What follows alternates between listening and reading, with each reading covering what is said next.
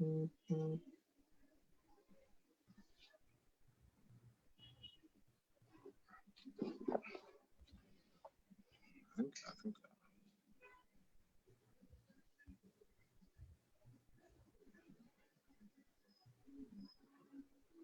right, I think we are on now.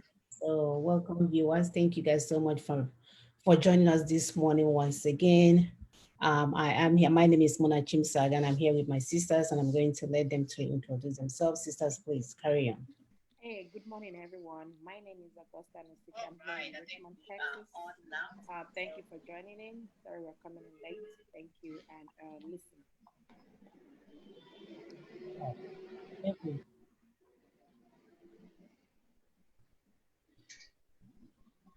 Good morning, viewers. My name is Ekutas Simon Okube. Sorry we're coming in late, but we're here now. Before we start, sorry? Whose phone is vibrating by? Please mute your phone. Go ahead. Before we start, I want to drop a few lines for us as we go ahead. You see, who you choose to do life with is very critical in determining who and what you become in life. In 1765, the founding fathers of the United States of America decided to end the British colonial rule in the 13 colonies of the United States of America. At that time, it had become very obvious to them that their children will never become what they had desired for them if they continued to live under the British bondage. You see, today, we the peoples of Nigeria are at that point. Once again, you are reminded that our show is for mature minds who think more of the community and communal good and less of individual good. It might interest you to know that the key founding fathers of United States of America, we are just 7 in number. So you see, we do not really need millions of multitude to actualize our liberation dream. Are you ready to join us? Then please begin to think critically. Thank you. Thank you, Sister Epi, for that. And of course, we do have our guest, our returning guest, Barrister Tony Nadi, who is here today. So first, I will properly introduce her. So I'll introduce him. Our topic today is the 1999 Constitution and the futility of building on a fraudulent foundation. We promoted this topic now for days. So it's the 1999 Constitution and the futility of building on a fraudulent foundation. So amidst the countrywide census against the fraudulent 1999 Constitution and in the build-up to the joint multi-regional constitutional force majeure by the constituent components of Nigeria, the National Assembly of Nigeria threw up a dubious constitutional amendment proposition. So today we have Tony Nadi, the Secretary of Lower Niger Congress, of course, and the MNN Alliance to help us to shed light on this desperate act by the Nigerian Assembly to reinforce the bondage of our people and continue the usurpation of the foreign sovereignty of our people. So, Mr. Augusta, please go ahead and properly introduce our guest today.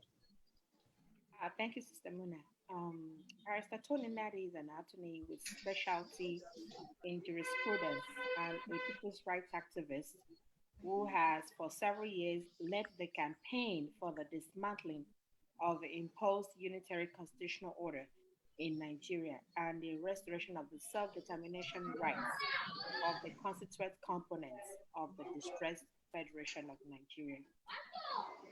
So, Mazi Tony, you're welcome. Barrister Tony, you're welcome to the show. Thank you for having me and welcoming viewers from all over the world.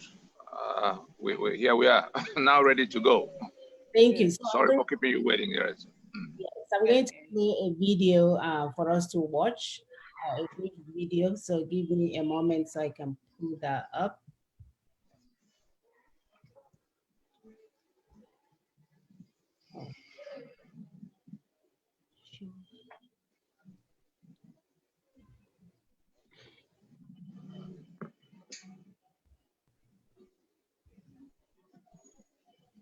called the no autochthony. In other words, there is no referendum, there is no.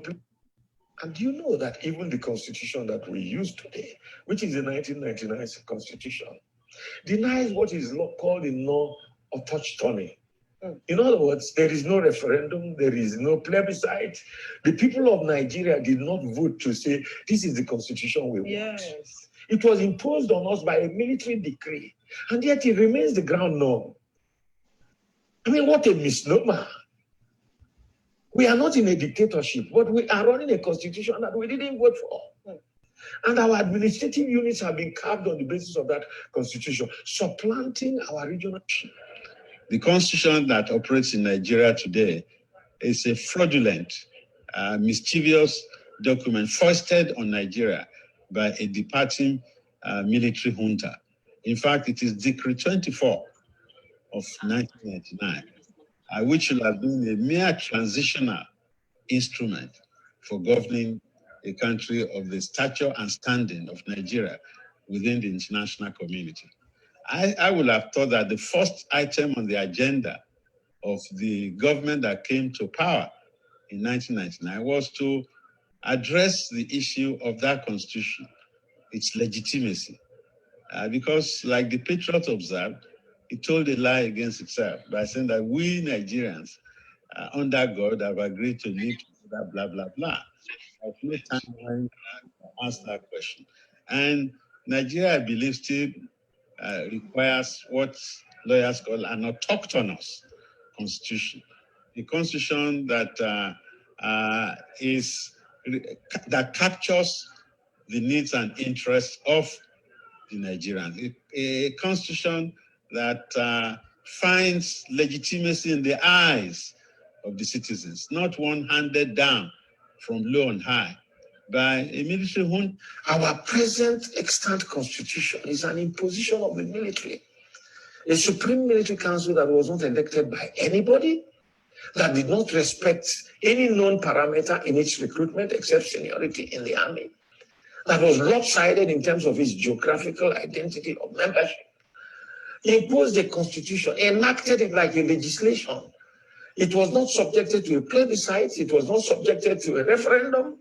In law, you say it's not autochthonous because the people did not agree that the 1999 constitution is their constitution. We didn't vote for its approval.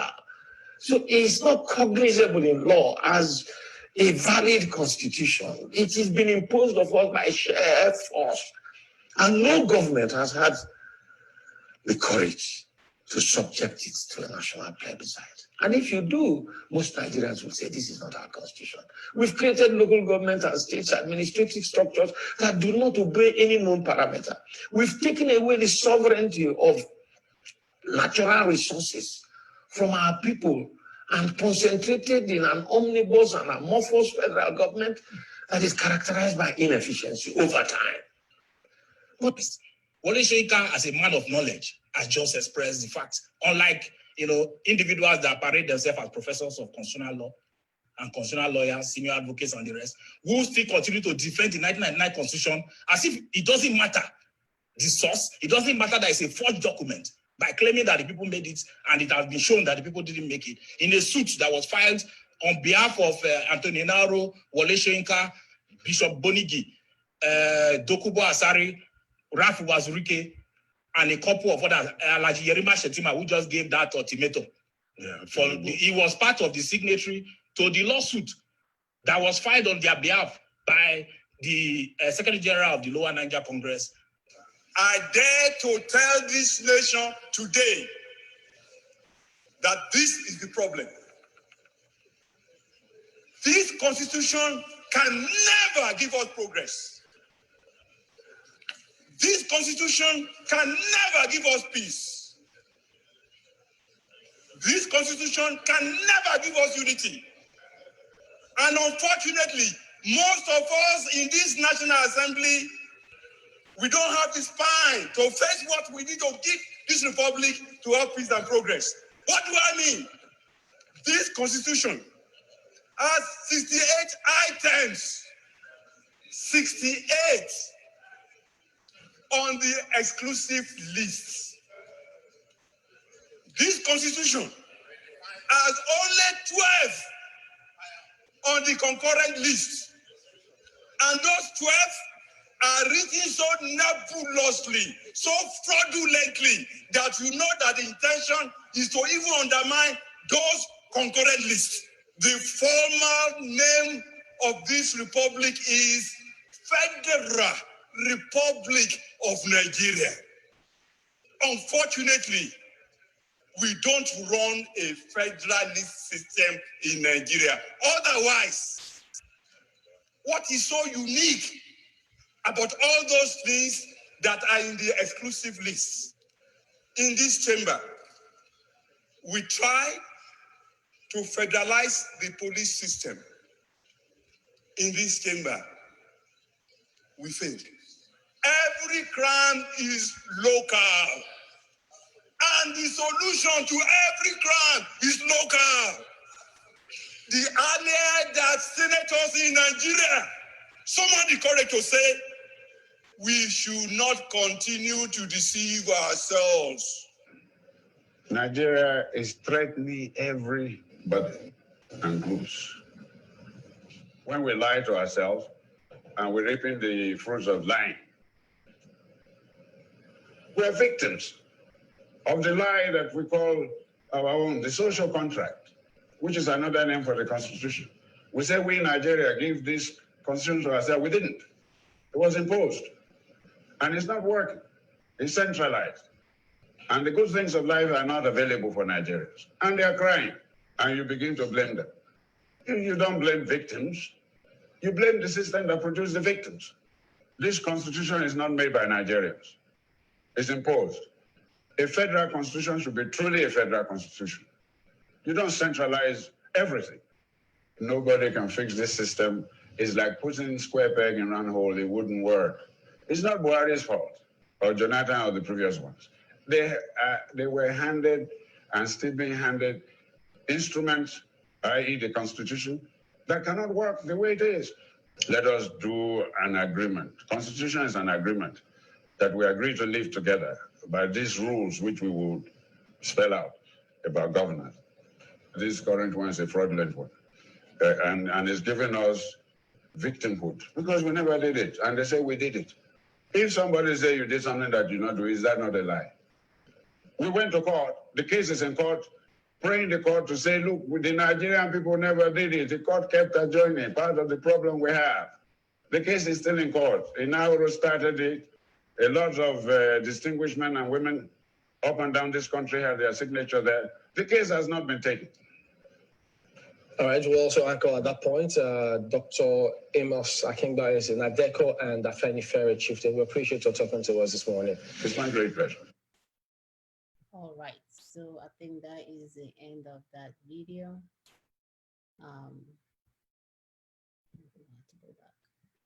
That is the end of that video. I'm going to play the subsequent one. Please bear with me. With our very first interview on the show this morning, I'm focusing on what Mr. President had to say while addressing Nigerians yesterday at the 53rd anniversary speech, where he talked about the convocation of a national conference. With Victor and I in the studio this morning is one Nigerian who have been a strong advocate of this conference from time immemorial, Mr. Tony Nadi, who is a convener, Movement for New Nigeria, and also the Secretary General for Lower Niger Congress. Thank you, sir, for joining us on the show this morning. Thank you. Thank you very much, Mr. Nadi. You have severally spoken about the convocation of a conference to discuss some of the most burning issues in Nigeria today, and how the decision of the president to raise an advisory committee to set out the modalities and procedures for a national conference. How did that news get to you? Well, with a measure of relief, I must say, though I consider it a marginal improvement from what the situation demands. You know, a marginal improvement in the sense that all this while they had insisted that sovereignty now vests with the government to decide for us on all kinds of things. And our position had been that If they go to section 14, subsection 2A of the Constitution of Federal Republic, which they are using to manage Nigeria today, they will see the basis of all the arguments that sovereignty belongs to the people of Nigeria, from whom government, through this constitution, derives all its powers and authority.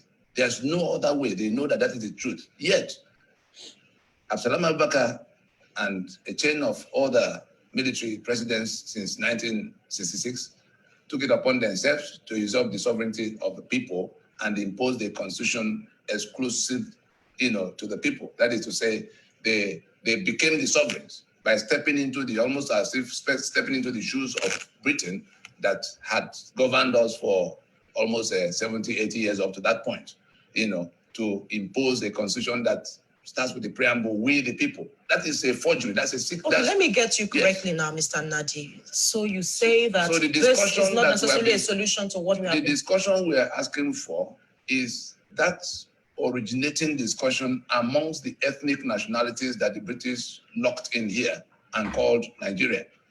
From that time in 1914 to now, it had not been their decision to be together. And the terms of that decision, of that being together, had always been imposed. Let's ask you this question, because it's coming at a time where everyone is saying, yes, it is very timely to have a national dialogue. Yes. For some people, it's not really whether it's sovereign or not.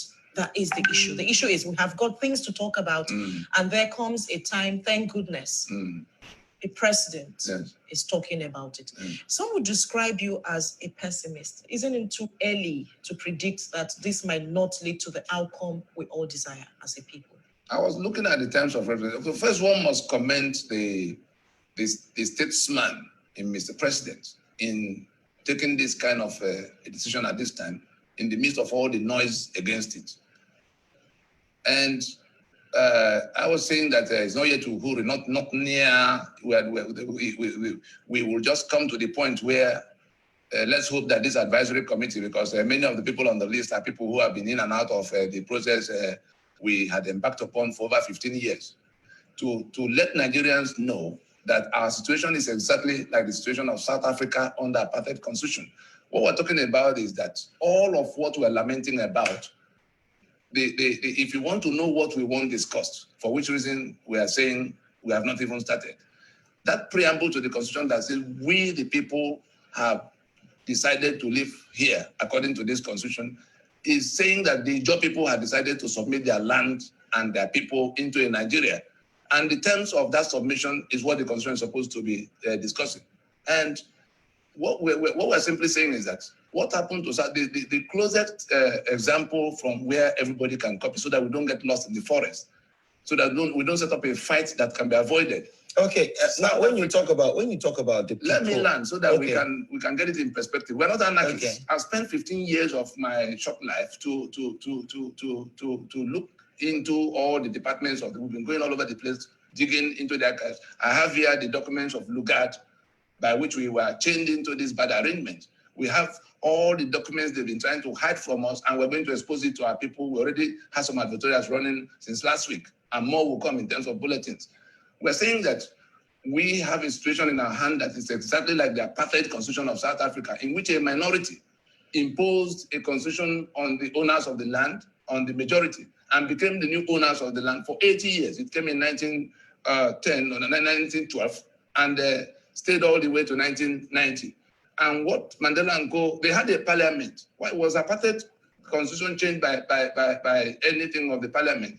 The government of Frederick de Klerk in 1990 came to the point where, having been resisted on the street enough, announced that the apartheid constitution of South Africa will have to be changed, and that a discussion that will bring a totally new constitution will have to hold. This is what you want Nigeria to do. This is the only thing, that's not what I want. This is the only thing that can solve the kind of problem we have. That is, and if they do not do that, question. If they do not do that, they will be leaving the ethnic nationalities with no option but to exit the union on their own terms. Now, the question I want to ask you, if, for instance, now, I have reactions from Alhaji Tanko Yakasai, who leads the Nigerian National Summit Group, NNSG, saying that this could be Nigeria's last chance. Yes. Beginning now, the present that if Nigerians fail to present and pursue common good positions, beginning now, but rather delight ourselves in our often vain and bitter debates as to whether or not the National Conference should hold, we still have none other to blame when they transform Nigeria, restructured through candid national dialogue shall emerge, without our people having been best represented by the fractiously selfish political class. And that is his reaction. I also have the reaction of the Ohanes Ndigbo. Are you saying that even the Afenifere that says President Jonathan should be commended, are you saying, don't you think it's too early for you to disregard this effort? No, in as much as the president said, the advisory committee is to set modalities. Yes. He hasn't even mentioned the nomenclature of this dialogue. I agree. But he has said that, look, Nigerians would expect that people like you and others who have been in the struggle, who have been asking for the national conference, would at this point close ranks and see how you can, work this out. So don't you think that it's too premature to disregard whatever is being done right now? Let us use this precious opportunity to explain to our people all over the country what the dialogue should be all about. Our quarrel, if you go to the terms of reference, item 6, as I was looking at it this morning, the item 6 on the thing says all of what there was. If you read it out, it may fit into just read it out, please. To advise government on legal procedures and options for integrating decisions and outcomes of the National Dialogue Conference into the Constitution and laws of the nation. That thing, what you just read now, defeats the entire essence of calling any conference, and it tallies with what David Mark was telling us the other day, that the conference will hold, but that nobody is going to discuss whether we live together or not live together, and that is the only question 75% of the country wants answered, uninhibited. No. This 75%. Let me tell you how I arrived at 75%. How did you arrive at it? Tambuwal, Speaker of your House of Representatives, said My that house. all of the politicians, our House of Representatives. as long as this is the basis of Nigeria, I tell you that more than 3/4 of the people trapped here do not want to have anything to do with that country. If you take a referendum today, that is what you will find. The only people who insist we must keep it, including some people I see on this list. You saw Mabeza and his patriots, how they are talking about Nigerianism. That is, they do not imagine that it is possible for anybody to say he will not be in Nigeria. They say nobody has a right to suggest that there will be no Nigeria. Whereas, unless we go to agree on the basis of submitting our lands into a new union, the fraud that Lugard put in place in 1914, and we have evidence of it, has come to an end. It will expire naturally 31st December 2013. That is the full 100 years. The current fraud of 1999, in which Absalom Abaka and his confederates in the PRC made a constitution and lied that we the people made it, renders this entire document. Okay, so Mr. Nadi, we are sitting on a tell us how you plan to achieve what you are saying. Okay. Tell us how you plan to achieve what you are saying. Because what you are asking, hold on one minute, is that this constitution should not be. And you expect that a total overhaul. Let me finish. You want a total overhaul of this constitution, and you liken it to the South African appetite. Okay, tell us the process to get into what you are saying, because the president also, do not forget, assumed office, or all the people you expect to do something about it, assumed office based on this document. So what is your practical step to getting this done? South Africa in 1990 came to this bus stop where we have just arrived. The sitting government that was elected, and there was a parliament, Frederick de Klerk. He now, for the first time up to that time, accepted that the apartheid constitution could no longer be the basis of the South African society, because it was imposed by a white minority to take the lands and the rights of the blacks. And that is exactly what we have here. The Ijaw lost their land and their oil and gas to Nigeria because some military president under Gowon seized it by decree. The Lagos port belonged to Lagos people. Nigeria takes more than 2 trillion naira from this port every year, but from independence to date, not one controller general of custom of Yoruba origin. And therefore, if Ghanaians now say, how did we come to this? And he pick up arms, the the discussion that should be holding is one in which the government of the day will have to accept that this apartheid constitution can no longer be the basis of Nigeria. We are not anarchists. In the suit we filed in 2007 against the constitution, we asked the court to give an order that will compel them within a period of 18 months to remain in office and work out that discussion that will lead to a new constitution. That's not too much to ask for, because South Africa did it. They accepted that the apartheid constitution had to go, and they called everybody. Now, he's relying on them to work out a new constitution. No, they are not saying so. In that terms of reference, they say how to incorporate whatever. No, I'm asking you how you intend to arrive at a new constitution. How it will arrive at is that the people, those who are trapped here, before going to make a central constitution, because a federation is a federation of many constitutions. Up to 1966, we had 5 constitutions, because each of the federating units were like countries of their own that were now coming to cooperate, like Germany and France and Portugal doing European Union. That was the kind of constitution Awolowo had to manage Western region. That was the kind of constitution Obara had to manage Eastern region. But some people woke up in 1966, threw all of those things away, and now locked us into this unitary arrangement. So we're saying that the first step is to ask those who will come, because tomorrow morning they will now begin to announce the names of their friends who are going to meet. We are not going to pay any attention to whatever government does. The conference is already on, and steps are being taken to take a referendum from those who are working their way out of this union, because the union has collapsed. If we do not accept in good time that it has collapsed and go to sit down to discuss how we will revive it, I tell you that under the instruments available to those who are choked here, and 3.5 million people have been killed in eastern Nigeria on this same question. OD have been wiped out, Okerenkoko have been wiped out, Obakere have been wiped out. All kinds of things are going on. Just the other day, 78 students were massacred in their sleep, because some people must be in power in Nigeria. They say they will make the country ungovernable, and they are making it ungovernable to date. And we are still thinking that there's a Nigeria, that Nigeria that will include a Sharia belt, in which I cannot function in Sokoto or Kano or Maiduguri. I will not be part of that Nigeria. I will rather invest all my energy in how to take out my portion. If those who are saying they have conquered us and they are going to keep us by all means for all times insist that we cannot discuss, then we do whatever comes within our reach to do to take our portion. Now, let me ask you, Mr. Nadi, yes.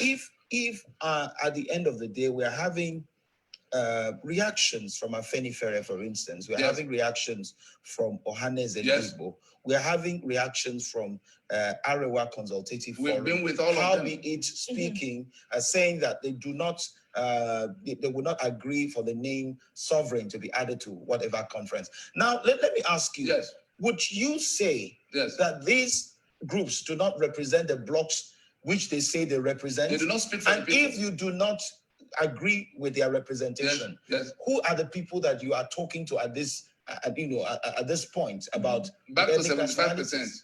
Tambuwa said that all of them politicians constitute only 25%. He said it on the floor of National Assembly the day they resumed last week or so, that they constitute only 25% of the country's population. I'm here to speak on behalf of that unrepresented. And the Arewa is not speaking for anybody. They all have vested interests. They all have things they share with their people in government. What we're saying is that let us accept that Nigeria was not our making in 1914. Let us accept that the little discussion we had all the way to 1960 got toppled in 1966. Let us then accept that the product of that toppling, which is the current constitution, because from 1966 to date, all the 36 states that were created, who created them? Now they call me Abia State or Imo State or somebody else, Bayelsa State. None of the people in those places, like Delta State, cannot, the people of Delta in some areas were agitating for some autonomy. You now create a state and put the capital in Asaba. From that time to date, Delta State had not been the project of Ijo, Urobo, Ishekiri, and all of Mr. them. Nadi, saying that, would you not rather wait? Let's just see. No, there's this no process. waiting. No, because you have acknowledged that this is actually an act of statesmanship by Mr. President. I commend him. I commend him. At least to have you, to prove you right or wrong. Is it not a bit too early? I was actually expecting to see your name in that list. Of course, they know they will not put my name on any list of people who are going to be discussing who are going to a meeting in which Nigeria is held sacrosanct, in which somebody will write in the terms of reference that the outcome of the conference will be integrated into a constitution, meaning that they want to preserve that constitution by all means.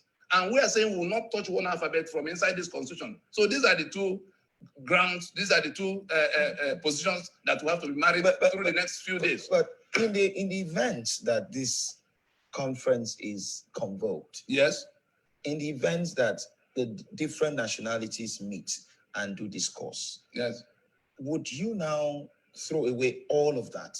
Because your view can be seen as extreme.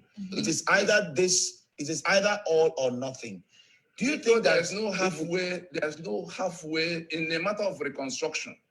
If you want to put a 40-story structure on this ground now, you know it will take it. But the first thing that will happen is that bulldozer has to enter here to level it, to be able to put up a new structure. Anything that is built on this foundation of falsehood, and if you let us take it down to our people, in saying that we the people, we're saying that we are submitted by ourselves. So it's a forged signature by which Nigeria is selling 3 million barrels of crude oil every day and sharing the money, $250 million every single day in Abuja to the exclusion of the owners. If you come to the provisions inside the constitution, you then begin to see a chapter 2 that provides for all the good things of life, but a clause in section 6C, and shame on the lawyers in Nigeria, including the justices of the Supreme Court, that will hold this document up and say it's a constitution. Because those who wrote it had taken all of the content of the treasury as their own by that provision to say that nothing is for the citizen except as they deem fit. That is the unjust. Mr. Nadi, before we let you go on this segment, like Victor asked, and yes, it's the heart of the matter. The thing to do is to allow the ethnic nationality and have this discussion without what you are saying, and this scales through. If somebody, what does that mean? Abacha held a conference. Obasanjo held a conference. What happened to them? Because somebody sat in Abuja, like David Mark is sitting, to tell us that it is how they do it that we have to accept. What we're saying is that they must accept that sovereignty belongs to the people and let them organize themselves and send those who they will truly wish to discuss their future for them in a conference that will end in a referendum. Thank you, sir, for coming. Thank you very much, sir, for joining us this morning. Thank you. We have been speaking to Mr. Tony Nadi, who is the Secretary General of the Lower Niger Congress and the convener Movement for New Nigeria. Thank you once again for joining us. My pleasure. We'll be right back. The rest of the show continues shortly. Stay with us. All right. Thank you so much. We are done with that segment. Welcome back. Now our next interview is one. Where am I? I have so many buttons open. Gee. Okay. Before I close myself out. All right. Thank you. So we are back. We're trying to use this new system. I'm still learning on how to use it. So you've seen the video that we presented today. So our question goes to Mazi Tony Nadi. So against the backdrop of all this ongoing mobilization by LNC and its MNN alliance for the joint multi-regional constitutional force majeure, what is your take on the sudden rollout by the National Assembly with their long list of contentious national issues to be addressed by amendment regarding the disputed 1999 Constitution? Do you think that this is the response by the National Assembly to determine push by the LNC and its alliance towards a fundamental reconfiguration of Nigerian constitutional basis? Yeah, thank you. The reason I asked that we go back in time by way of the videos you played. The last of the videos was actually on October 8, 2013. We wanted our viewers, we wanted the National Assembly, we wanted the government of the day, we wanted all of those who may be interested in where Nigeria is heading, at this time, to see that we have consistently, engaged with these matters, even as we mobilized the various nationalities quietly. We're talking to the National Assembly at this time. We're talking to all of those who are organizing how our sovereignty will continue to be, detained. That The business to be done is not the business for National Assembly. The sovereignty questions that are staring Nigeria in the face are not matters for National Assembly. Their legislative mandate does not, extend to constitution making. The legislative mandate of National Assembly does not extend to constitution making. Constitution making is the exclusive business of the constituents. And the power to make constitution or remake constitution vests exclusively in the sovereign constituents, those who will have been countries of their own, but for Nigeria. Like we saw the Yoruba organizing themselves, they now have their constitution in place. They've gone to the UN to say they don't have a country anymore because Nigeria is failing, and all kinds of things. Now, the National Assembly, seeing that the owners of Nigeria are working themselves, are working out how to jointly, take down that constitution that has held them, hostage all these years, just like the apartheid constitution made the blacks of South Africa, slaves in their land. It is the 1999 constitution that made everybody slaves in their lands here. It is the 1999 constitution that took the assets of those whose assets are detained, like Niger Delta and their oil and gas, the Yoruba and their ports, the limestone of the Middle Belt, and all kinds of things. The right to even, generate electricity is taken away. All kinds of things that are on that exclusive list. The issues that have come to be resolved now is not all those 14 or 13, 14 items that National Assembly has rolled out in their attempt to meet, to jump into the path of the people who are heading to that force majeure. The issue, the big issue that has to be resolved now and not tomorrow, because we've waited 21 years since 1999. The big issue to be resolved is whether we have made a constitution. And if we have not, when are we making one? And who is going to make it? Because the one we're rejecting now was done without authority. The one we're rejecting now is being rejected on account of the fact that the constituents were not invited into the process of making it. Yet their signature is sitting on it as the ones who made it. And so, if we look at the list of items the National Assembly, rolled out as what they are going to be addressing, they say, oh, we have to now federal structure and power devolution. I'm just reading them. Federal structure and power devolution, public revenue, fiscal federalism, revenue allocation, comprehensive judicial reform, electoral reform, residency and indigenship rights, immunity, National Assembly, state creation, all kinds of things that have been bugging troubling the constituents all this while. So why are they coming at this time when those constituents are now invoking their sovereign rights to determine for themselves how they want to live in their spaces? And so the question to be answered, and that is a preliminary question. If it is not answered, nobody's going to pay attention to any other thing, no matter how much they try. The owners of the land are saying they've not made a constitution. They are now about to take action that will terminate the life of the one that was imposed, that has their signature, that is tormenting them. The killings in the Middle Belt have been made possible by that constitution they imposed. The assets that are seized from everybody made possible by that constitution they imposed. The matter of electricity and infrastructure, all kinds of things that the states, the number of states they created all these years since 1967 that have become 36 in number now, those are the issues. And it's not the business of National Assembly to come to tell Yoruba people how they will live in Yoruba land, or the other people in the lower Niger how they will live in their spaces. The question to be answered first now is, have we made a constitution? And the answer is self-evident as in that document itself. Anybody who buys a copy of the constitution tomorrow morning will see the process by which it came. And the owners of the land have endured it for 21 years, and they are marching on to where they will terminate the operation of that constitution. If we look back at all of what we've been trying to tell our people in the last few months, to say that all the processes have come to where the decisions of the Freedom Park Proclamation of December 11, 2018 is now to be enforced, is now to be implemented, is now to be carried out in some way. And that is what the constitutional force majeure is all about. We have not made a constitution. Those who are gathered in Abuja, those senators and house members who sit in Abuja, rolling out the amendment, they are being accessories after the fact of treason. They are committing treason against the rest of us.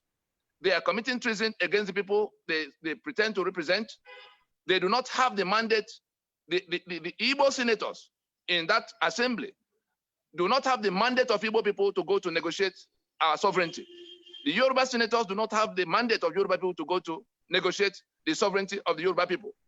And in sitting together and swearing to defend and uphold our constitution and trying to keep it alive by tinkering with it from time to time, they've been doing amendments since 1999. It hasn't addressed any of the questions. Unless we address that part of the question that has to do with we the people being alleged to have submitted our lands and our people into this union of death, they are standing on a head-on collision. They are placing themselves on a head-on collision with the people in whose name they gather in Abuja. And we're talking to them now that there's still time for them to listen. They may choose not to listen and to stay with the people who imposed that constitution originally and continue the treason against the rest of us. But in the coming days, they will count their numbers because they're going to find themselves, facing the wrath of those who have been killed in the Middle Belt, facing the wrath of those whose lives have been tormented in Niger Delta by Nigerian state on account of that constitution, facing the wrath of all of those whose destinies have been derailed, all of our people trapped overseas. They want to come home. There's no home to return to. It is that constitution. And anybody who is still on the side of keeping that constitution, the people who are talking about amendments now, just because the complaints have gotten very loud and the mobilization is getting to where it will actually take down that constitution, they are only after what they get as senators. They are happy with the 50 million they get every month. The governors are happy with 5 billion they get every month. They don't care what everybody else dies. But we're just telling them that the owners of the land do not require their permission to organize themselves in how they want to live in their lands. That's what the issue is all about. And therefore, this proposition for amendment is dead on arrival.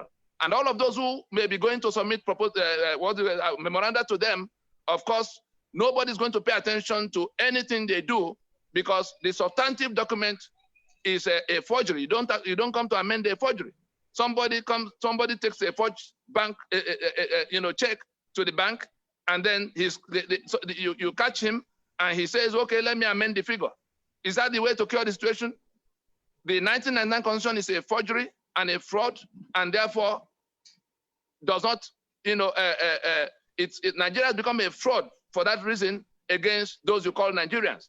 And we've done everything to make it a peaceful, collective process.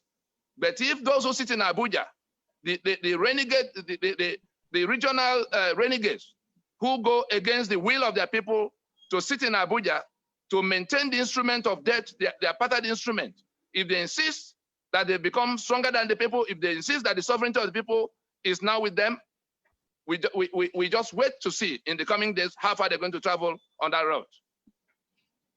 Thank you. Sister Augusta, go ahead. Yes, thank you for that. So the next question, Barrister Tony. The LNC and its eminent alliance partners have repeatedly proclaimed that the business of constitution making is beyond the legislative mandate of the National Assembly. But the National Assembly, by its actions, seems to suggest that constitution making is within their legislative mandate. And in fact, they are exclusive business.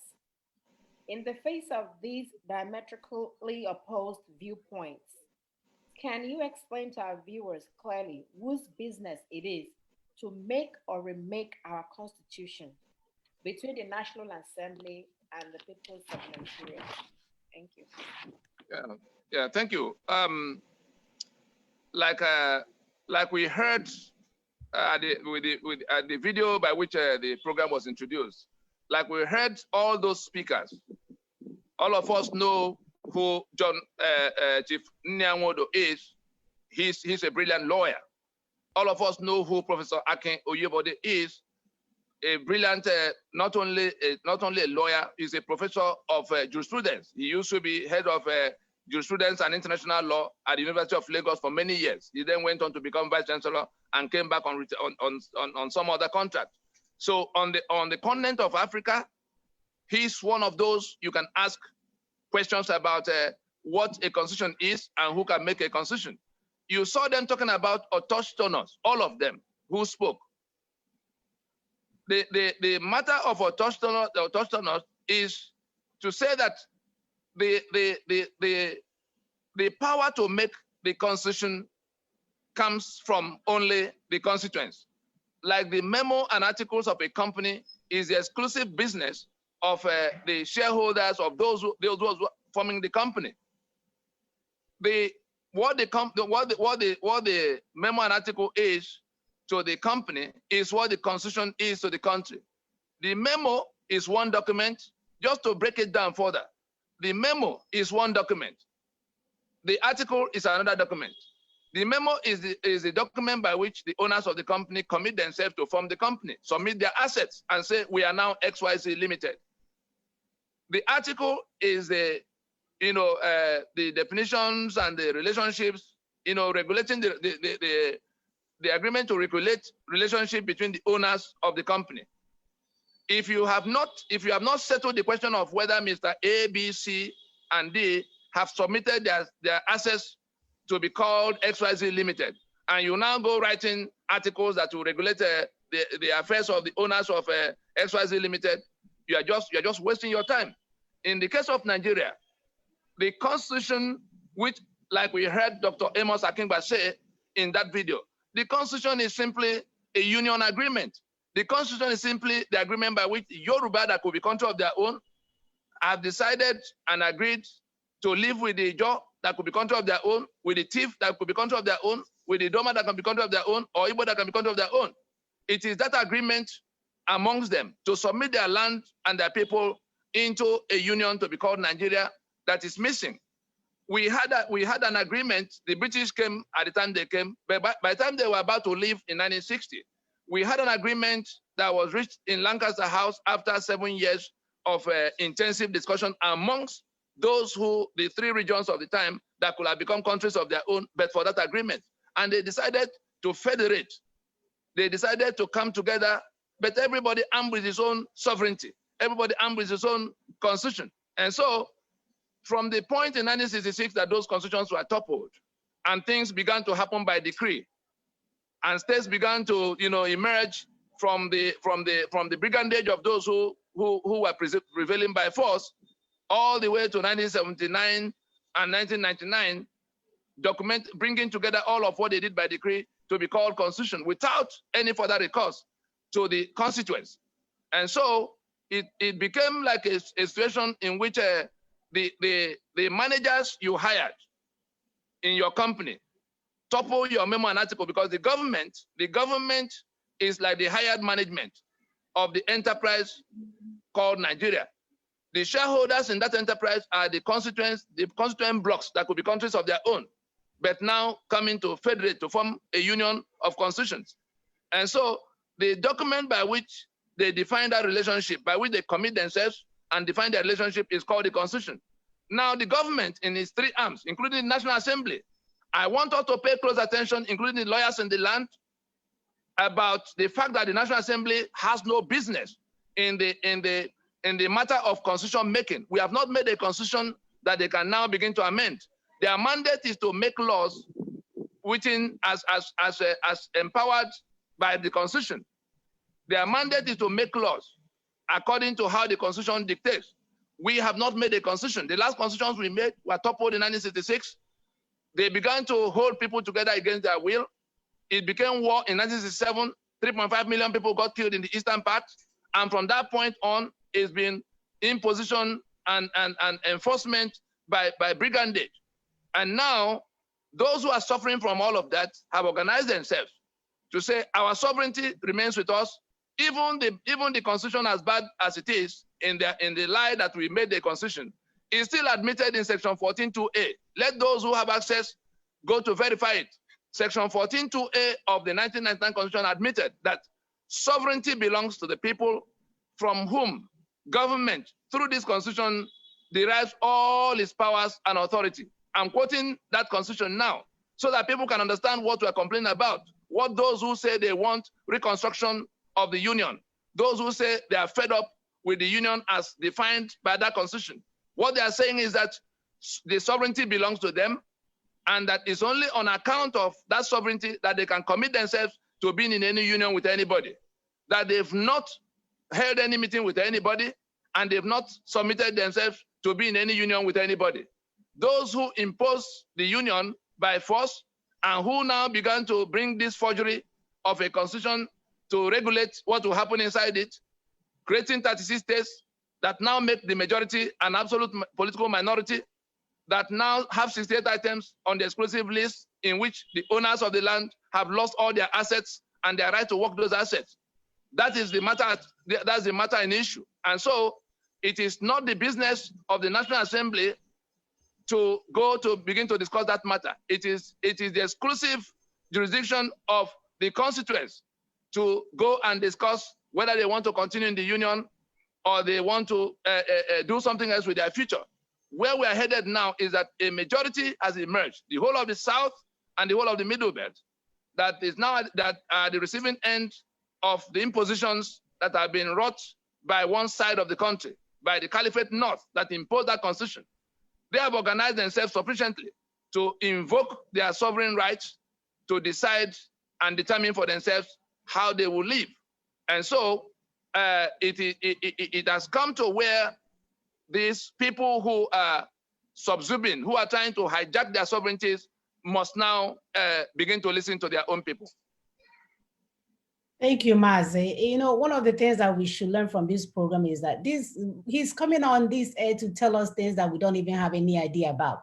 Some people think it's all about noise making, shouting, crying, this, and we're telling you now, basically all he's telling you is that the power belongs to you, not to your National Assembly, not to the whoever speaking, that you, the citizens, have the right to say, we do not want this constitution anymore. We want to be that we, the people, that is written in that constitution.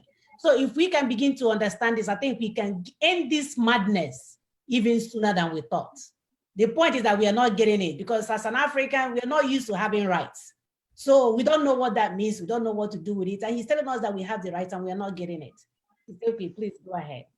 Thank you so much, my sister. It's amazing when somebody has finished cooking rice for you, put meat, put everything the way you like it and say, oh yeah, take and eat. You say, no, I don't want to eat. I want to be stupid. It's sad. Thank you very much, Barrister Tony Nadi. The way you explain everything, I mean, anybody, even if you didn't go to school, you understand what is being said. So as expectations, build up around the impending constitutional force majeure, a flood of inquiries have been coming in,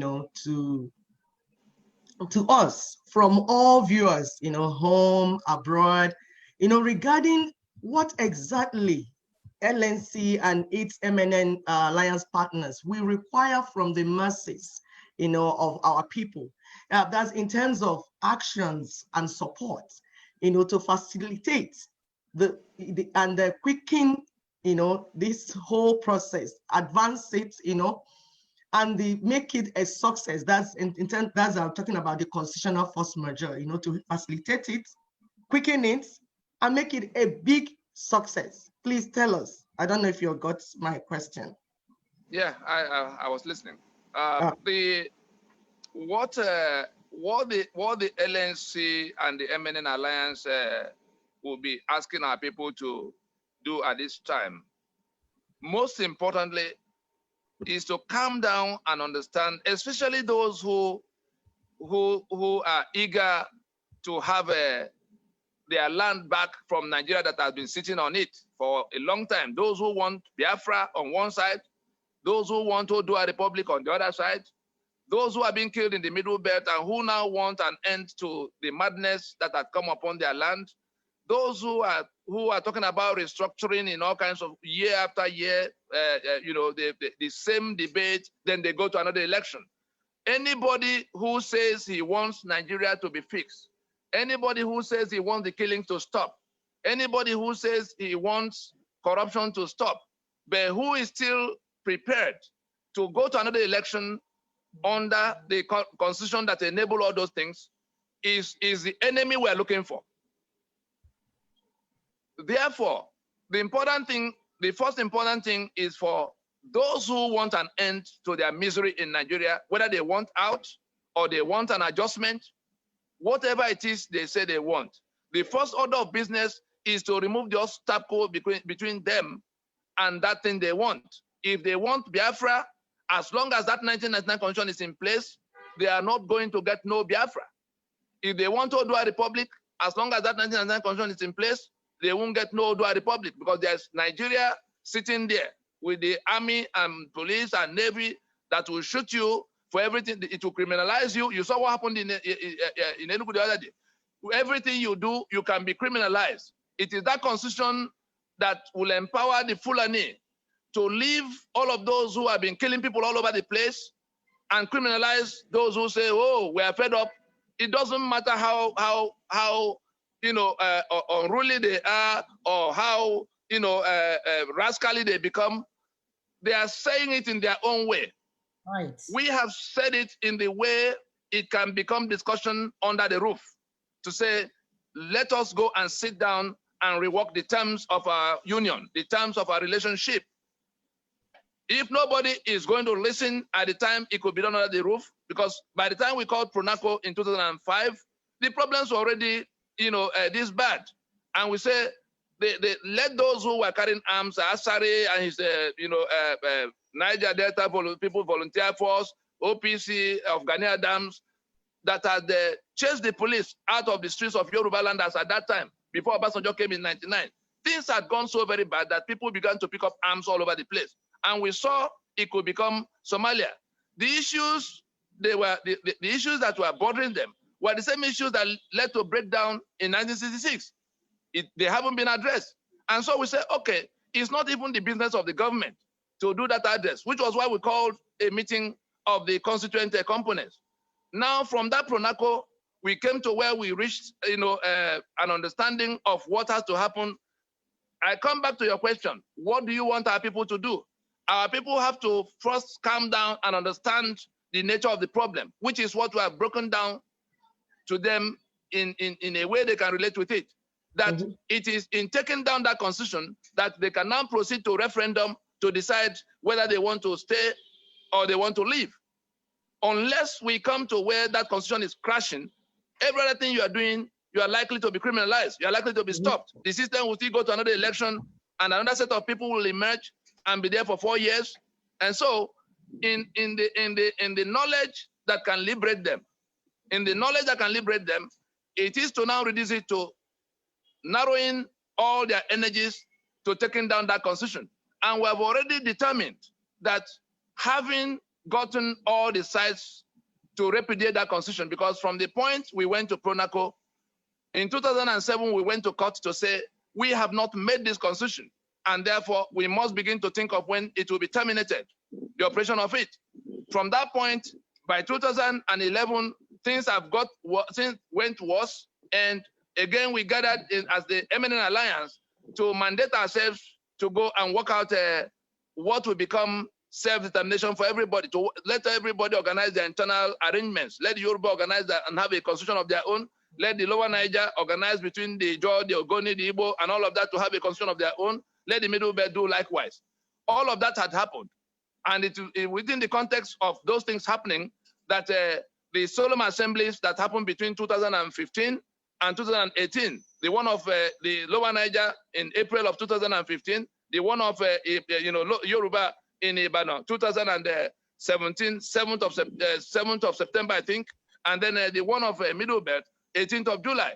We're saying that it was from that collective mandate, from the Lagos Declaration, the MNN Alliance Lagos Declaration of 2011, June 30, that we went into those solemn assemblies. Those solemn assemblies were the processes by which the indigenous nationalities in each of these 3 blocks told the global community that they've come to the end of their endurance of that constitution.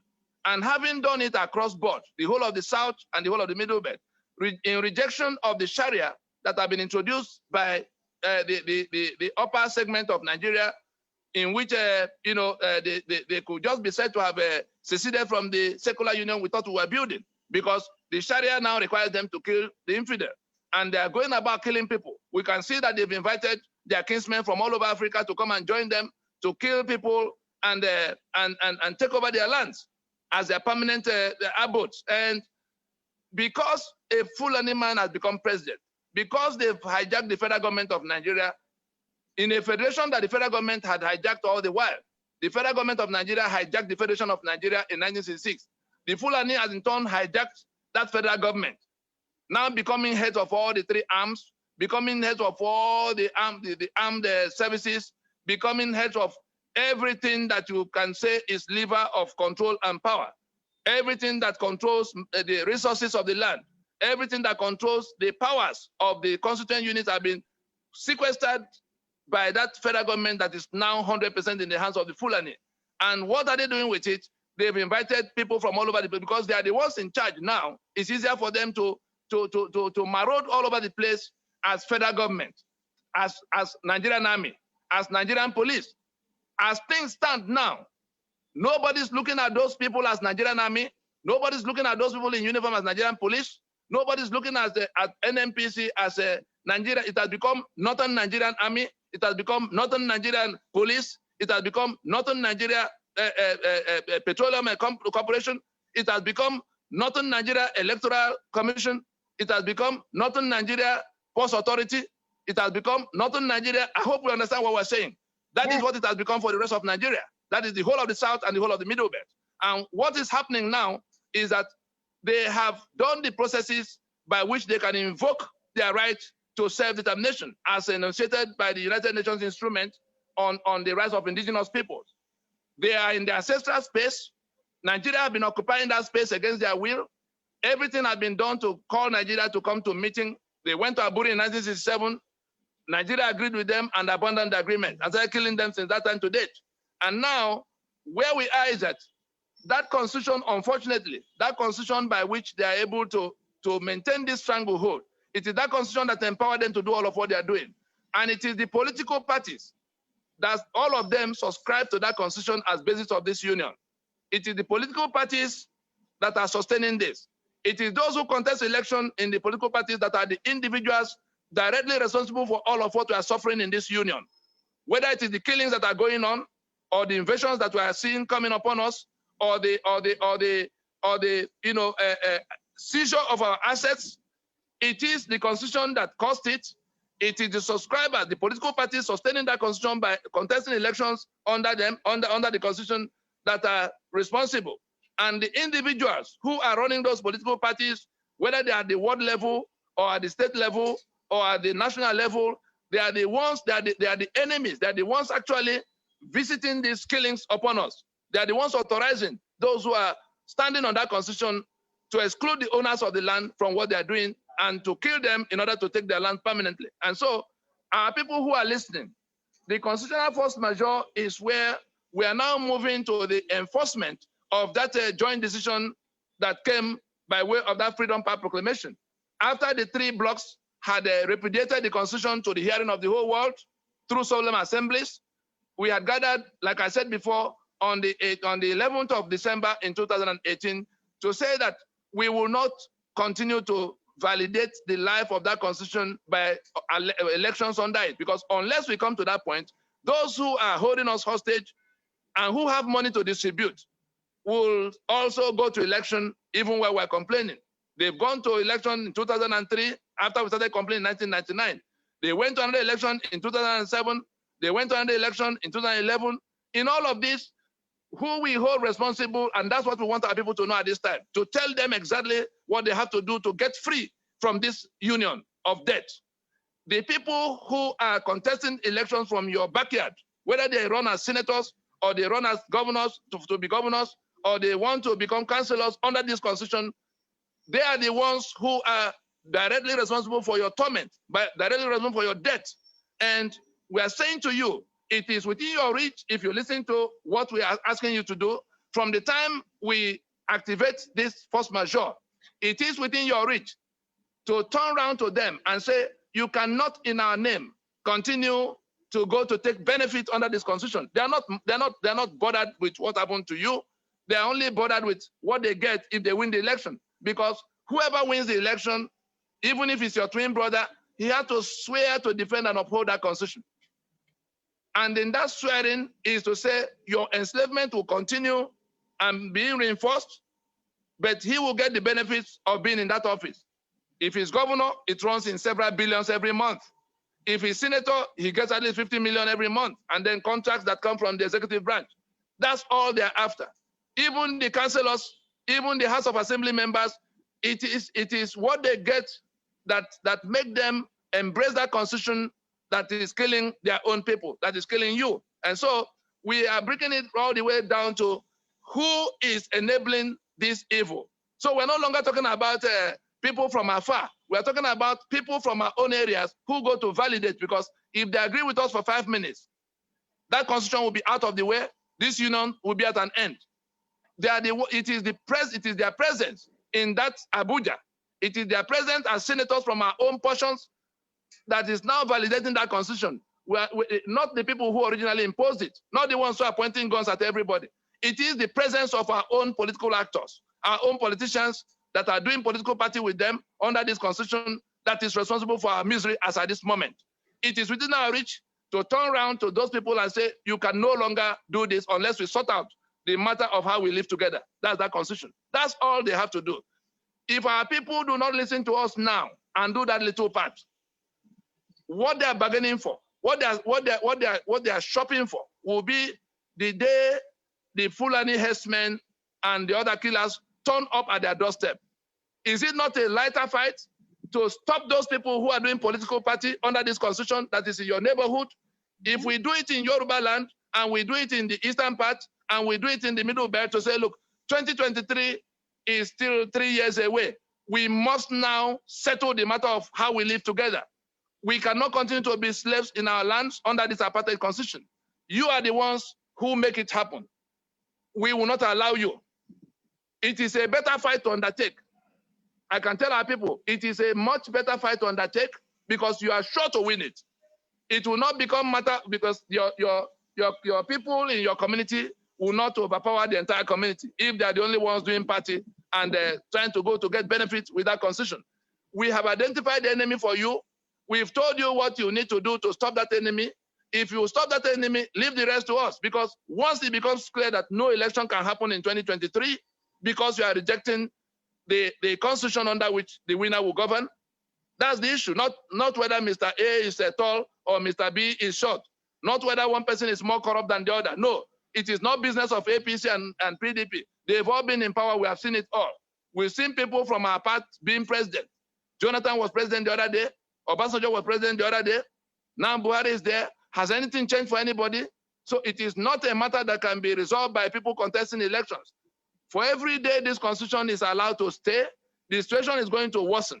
For every day the constitution is in place, those who are overrunning you to take your lands will legitimately do so. They have a bill before the National Assembly, their so-called National Assembly, because there's no National Assembly anywhere. The Caliphate has hijacked everything. They have brought a bill for waterways, they say waterways bill. By that law, they are targeting the federal government, the Fulani that have become federal government, is targeting the body of waters throughout the country.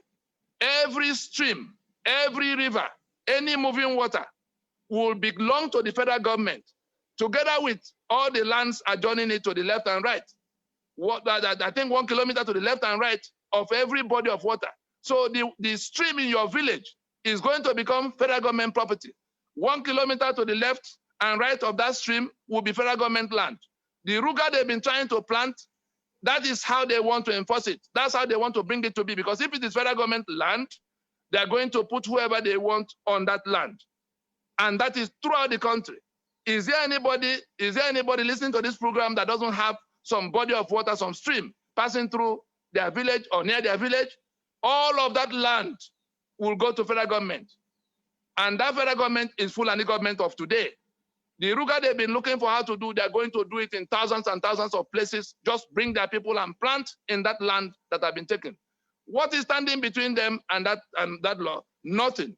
They have enough majority they've taken by brigandage in the National Assembly to pass the kind of laws they want. And between them and the president, he will just sign it, and that becomes law that must be obeyed. We have seen what has happened to OCAMA, the Company and Allied Matters Act, where they have put in place, by amendment of that law, some kind of regulation that enables them shut down the churches. They're in a position, the federal government, the Fulani have put itself in a position today to be able to remove the church, managers. They can appoint managers to remove the ownership structure of all kinds of things that the church people do. So Adeboye can be removed from Redeemed Church under this law. Oyedepo can be removed from Canaan land under this law. The government, like they did with the banks, we saw when they were taking over banks that were built up by other people. They just woke up one day to say, oh, you can no longer be here because you've been here for 10 years. That's the kind of thing that is likely to happen if we do not take steps immediately to take down this constitution. If we do not, everything they want to do, they will just go and make it by way of law because they've seized all the controls for making laws, and it will become the law. If your land is taken, it's taken. We have an opportunity to end this trauma right now.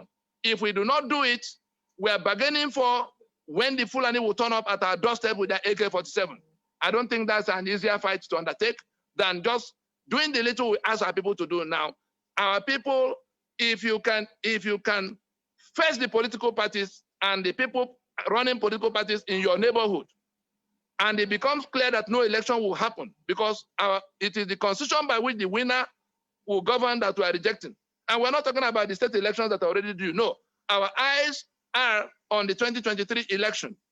The constitution by which the winner will govern is this one that we have repudiated. And it is not the business of the National Assembly to assume our sovereignty and begin to write another one. They are doing so in negation of our right to self-determination. In all of that, we have a process on the table that can enable us invoke our sovereignty and take down that constitution, go into a transition. We're not anarchists. We will go into a transition like South Africa did in 1990. We have arrived at that bus stop South Africa reached in 1990, when after 80 years of the operation of the apartheid constitution and after all the fight, the government of the day now realized they could not proceed with that apartheid constitution. Any other thing you were doing about the situation of the black who became slaves in South Africa, you were wasting your time until those two lawyers, Oliver Tambo and Nelson Mandela, came to explain to the blacks of South Africa. They thought it was a matter of throwing stones, the type our brothers are doing now. Let's go and make trouble. And then they shoot you, you die like chickens. There's nothing anybody's going to do because they put a law in place. They say it's a terrorism prevention act or any law they want to enforce against you. They will say you've breached the law. They criminalize you and they kill you. And so we say, instead of waiting for when we are killed in that number or when the people with AK-47 turn up at our doorsteps, we are in a position to take on a lighter fight of stopping our own people who are participating in one political party or the other, getting ready to go to election in 2023. We can stop them inside 2020 so that we can go into transition. That transition is to say, let us now go and discuss what will happen. We'll go to a referendum before our people will have to recommit. As I speak with you, the Yoruba have, before their 6 state assemblies, bills for internal referendum of Yoruba land because they understand the fact that the constitution is dead. Yoruba is already operating outside that constitution. We saw Amotekun. They are no longer paying attention to that constitution. The lunatics who are discussing Igbo presidency, that Igbo presidency is a carrot thrown at you to buy time to be able to get to the next election. Let us say it loud and clear to all of those who are discussing that. It is a quid pro quo. It is a poison chalice. It is a Trojan horse. Those who want to go to take that, to grab whatever is being thrown at them in the name of all of us, you will have us to contend with. That constitution, they want to preserve that constitution. They want to preserve this union. It is now in Sokoto that they are holding meeting of how Igbo will become president. They want to preserve their union. They want to preserve our enslavement. If you are the one offering yourself to be used, you are going to find yourself on a head-on collision with the people who have been suffering from this enslavement. I think that's the angle from which those who are listening can begin to relate to what they need to do to get this thing to happen. take down that constitution, end this union, and we go, to referendums to decide what we do with our sovereignty. Wow. Thank you, Maz. You couldn't have explained it better. You mentioned that we are better off fighting this lighter war now than to wait for a full-blown war when the Fulanis will be at our doorsteps, because they are coming. It's just a matter of time. While you're there shouting, all I want is Biafra restoration, they will come there and shoot you in your mouth. So we are telling you this is an amendable way that we can get ourselves out of this mess. Taking down the constitution, all those criminal politicians parading as if they represent us, that we need to say no more. We do not want to partake in this constitution anymore. We do not want to partake in this fraudulent country, for God's sake, a country that kills their own citizens, that you will shoot on armed citizens, children playing ball in a soccer or having meeting or whatever, like Barrister Tony said, demonstrating how they feel about the injustice going on. And your response to them is to shoot them. And we're telling you, we don't have any more time to waste, that we can actually have a nation by next week, depending on what we want, on how we want to address these issues. And we're telling you, this is the master key to all our problems. This is the master key to say, you no longer have the power over me. This is the master key that says, you will no longer shoot me when I come out for demonstration. This is the master key that says, when you graduate from college, you will get a job. This is the master key that says, I will no longer drown in the Mediterranean Sea. And people think we are here to be emotional and be yelling on the radio with no plans. This is what makes sense, children, because a lot of you guys are still children. It's only in Africa that you see a 70-year-old answering youth. They are answering youth because they have not enjoyed their youth, so they are still waiting, even though they are 70, so they are still youth. Please grow up. You have to be 60 years to be youth leader in any political party in Nigeria. PDP, APC, they are youth leaders. Wow. 60 years. The ones who contest election over 70. It's heartbreaking, people. It's heartbreaking. Our young ones that are supposed to be up against arm with all these things going on, they are busy flowing some distraction somewhere that is not leading them anywhere, that is giving them empty promises. And we're saying this is the way to stop this madness. We don't want you to get shot anymore because you're demonstrating or you're having a meeting or you're playing soccer. We don't want all of that, especially you guys. You don't know what it takes to give birth. We don't want to be seeing the blood of our children on the street of our land. We have to do this thing right. Please understand what he's saying. Let's stop the name calling, the animosity to think is all about you. It's not all about you. We want this hell to come to an end. It's not fair. It's not fair. So this is a no-brainer. That if we take down this constitution that's been holding us down, that is giving these people the right to come at your doorstep, that can stop your business at any time, that can come and close your bank, that can do all these things. And then we allow the few Igbo and all these Eastern region people that are making money off of our misery. And we are waiting for them to come give us a bag of rice during Christmas season. And maybe with a granite oil, right? And a tomato paste. So each time you allow them to do this, their children are overseas living fine. They have houses in New York. They have one in Houston. They have one everywhere else. And you are suffering. And you are suffering. We're saying power belongs to you. Receive sense. Understand what this, what we are trying to do here. Understand what LNC and Eminent Alliance are doing. Thank God for our brothers and sisters in Yoruba land. They got it. They are not here shouting on the radio. Neither are they here going back and forth calling names. They are doing what works.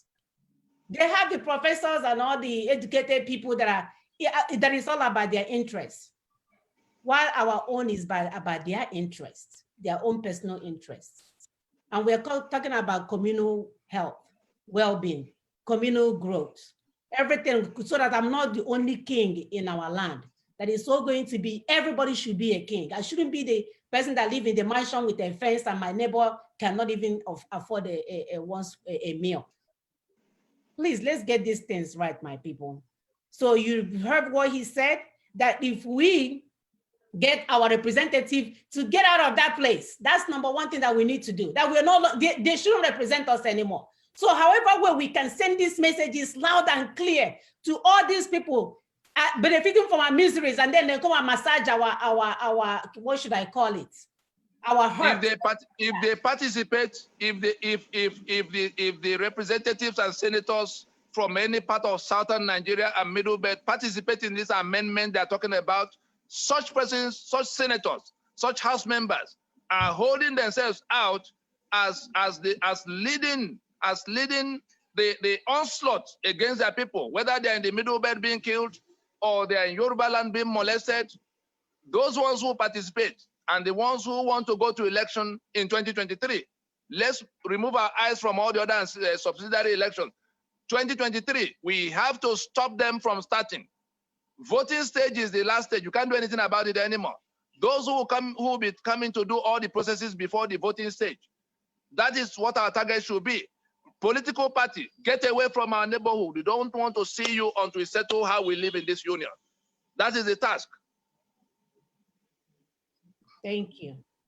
So it's time to, we have posted our Zoom meeting ID. So if you want to log in and ask, we take, Barrister Tony will take a few phone calls because he's busy. He's busy doing what he can for us.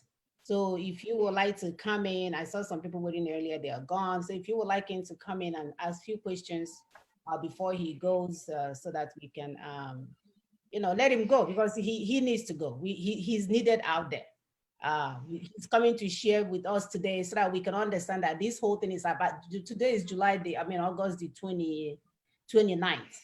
So that when things start moving around and things start happening, you will not understand where he's coming from. Somebody has been doing the work. So if you would like to ask him a question before he goes, this is a good time. If not, we'll let him go and then we can take the questions later on. I'm not sure if we have people waiting. So you have our meeting ID number. It's posted there. It is 987-346-0692 and the password is 003282. So please go ahead and log in and we'll take you from there. We used to take phone calls until we realize that most of the people are psychotic, they are not here. And please focus your contribution to our today's topic. So most people are not here to talk about what we're talking about. They're here to worship their supreme leader, which our nation is more than one man. Our children are dying. We are not interested in your supremacy. We are not interested in what we want is results. We've looked at all the options as mothers. We've looked at all the options and what LNC and MNN Alliance is doing is what makes sense. Because every little thing, the world will tag you terrorists, before you know it. So you have to follow the rules of the law, and it's there for us. So he mentioned that this is the time for us to activate our right, our sovereignty. So, and it's there in the UN. So if you follow the legal process, which is the process that he's talking about, nobody will sit around and watch things happen to you because you're following the legal process, So this is the time to come and ask your questions before he takes off. He's quite a busy man. And Barrister, we thank you so much for coming out this morning to once again tell our people what is at stake. You have a choice. You have a choice. This is an impending doom. You have a choice to do the right thing now or get ready to start digging your grave in your backyard so you can get the size that you want. Those are the two options left. So there is no other thing to do now than to begin to do those things that he's talking about. We are tired of this. We are tired of our brothers and sisters dying every day. We are tired of our children being shot like goat meat. They don't even kill goat like that. We are tired of the blood of our people all over the land. We're tired of foreigners coming over and ruling us as if we are nobody and they are born to rule. We're tired of our men sitting around and allowing them to sign everything into their territory. As we are talking right now, they are building pipelines, more pipelines to their areas when we don't have a job in our areas. Where are the men? Where are the so-called men of the land? Here is your brother doing something that can liberate us from this hell, because this is more than hell. And all he's getting is people getting ready to win an election. This is not about you. And by the way, when we do get what we want, you can run for the election, but let's run the election on a constitution that is favorable to the citizens. All right, so nobody's coming in. Mazi, we thank you much. We know you have to go. Yeah, thank you. Next time, okay? Right, thank you. Bye-bye. So I'll log out now, right, thank you. Yeah, Paul Mars. Oh, now 2 people are coming, but you can go. I know you're busy. We can address the No, issue. if they come in while I'm saying that, I still have some 5 minutes too. If Okay, anybody comes through. that's fine. Somebody, I have 3 people actually, so there are 3 people All waiting. right. Let's get them in quickly. But see, please mute your phone as you're logging in. Mute your phone so that it doesn't bring in your background noise. Let's be civil. Can you hear me? Yes, Raymond, Raymond, go ahead. I pronounce where get son of Egede. Good. Have his photo. We are not seeing his photo. Yeah, Raymond, please turn on your video. Okay. Unmute yourself. I sort of muted you. Okay, go ahead. Okay. Mine is a kind of appreciation to our dogged brother Tony Nnadi. I just want to thank you for what you've been doing, and I encourage you. The fight is not an easy one. Nigeria is a complicated contraption, or I don't know what to call, country. So for you to be speaking out and trying to convince the difficult people who don't even want to listen to reason, who only wants, let's do it, even without any plan to do it. So I just want to say thank you.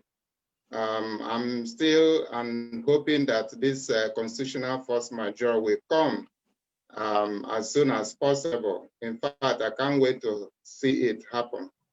And I also thank the Daughters of Truth for bringing our brother Tony.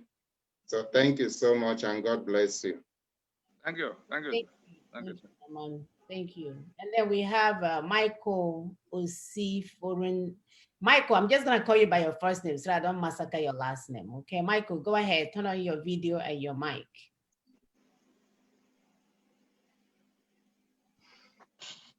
Michael? Michael? Okay, I don't know if he's struggling. What about Udu Ogo? Wanyenya. Hello.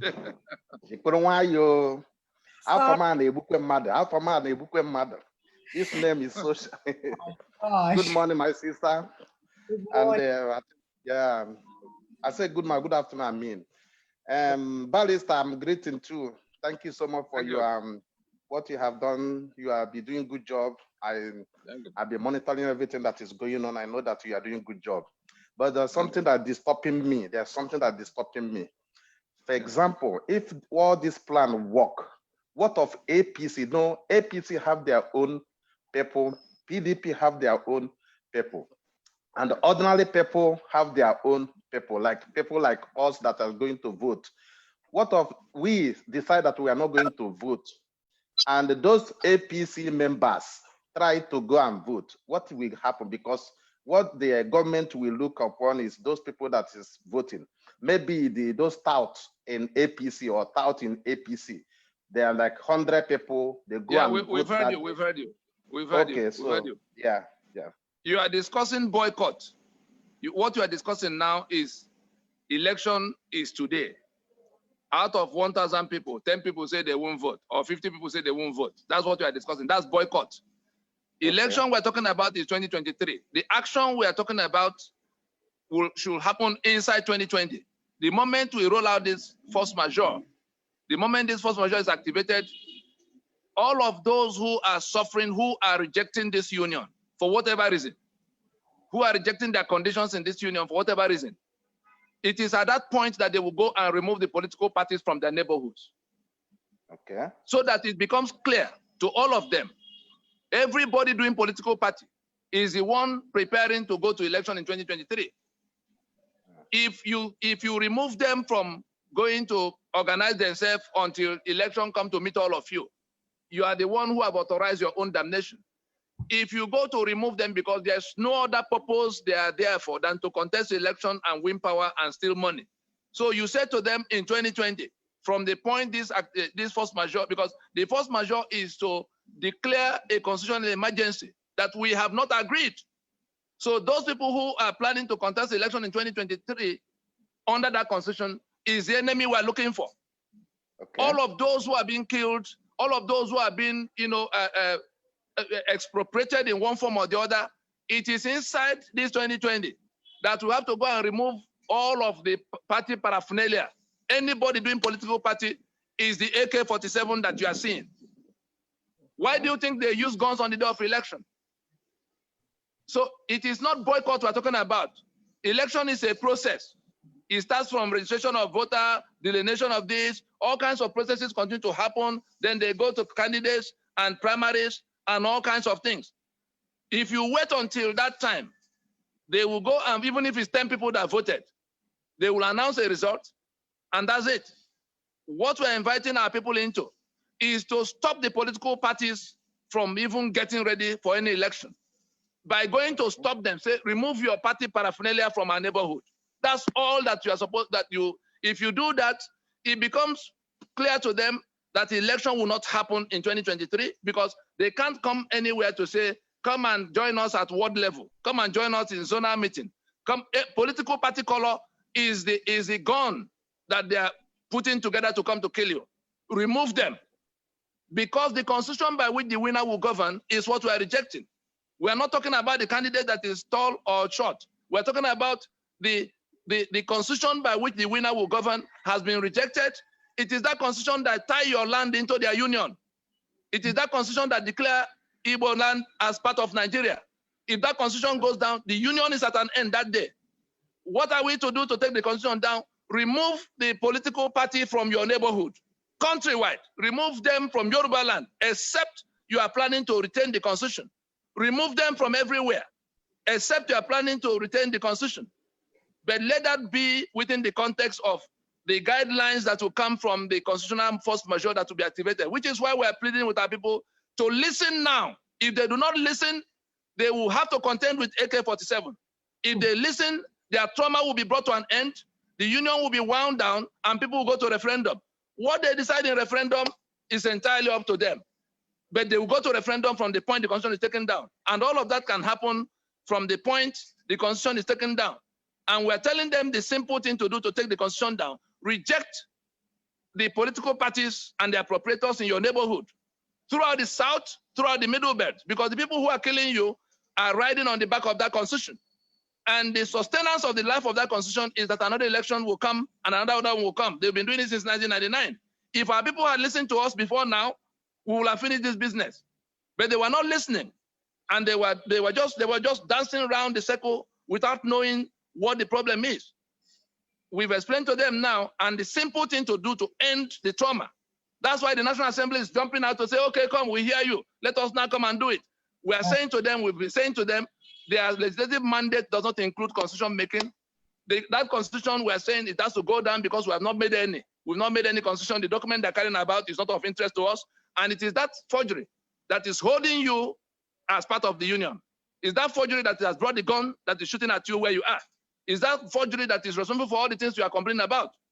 Let us forget all the other things. Those who are seeking restructuring, those who are seeking Biafra, those who are seeking Oduduwa. It is that constitution that is standing between you and all of what you seek.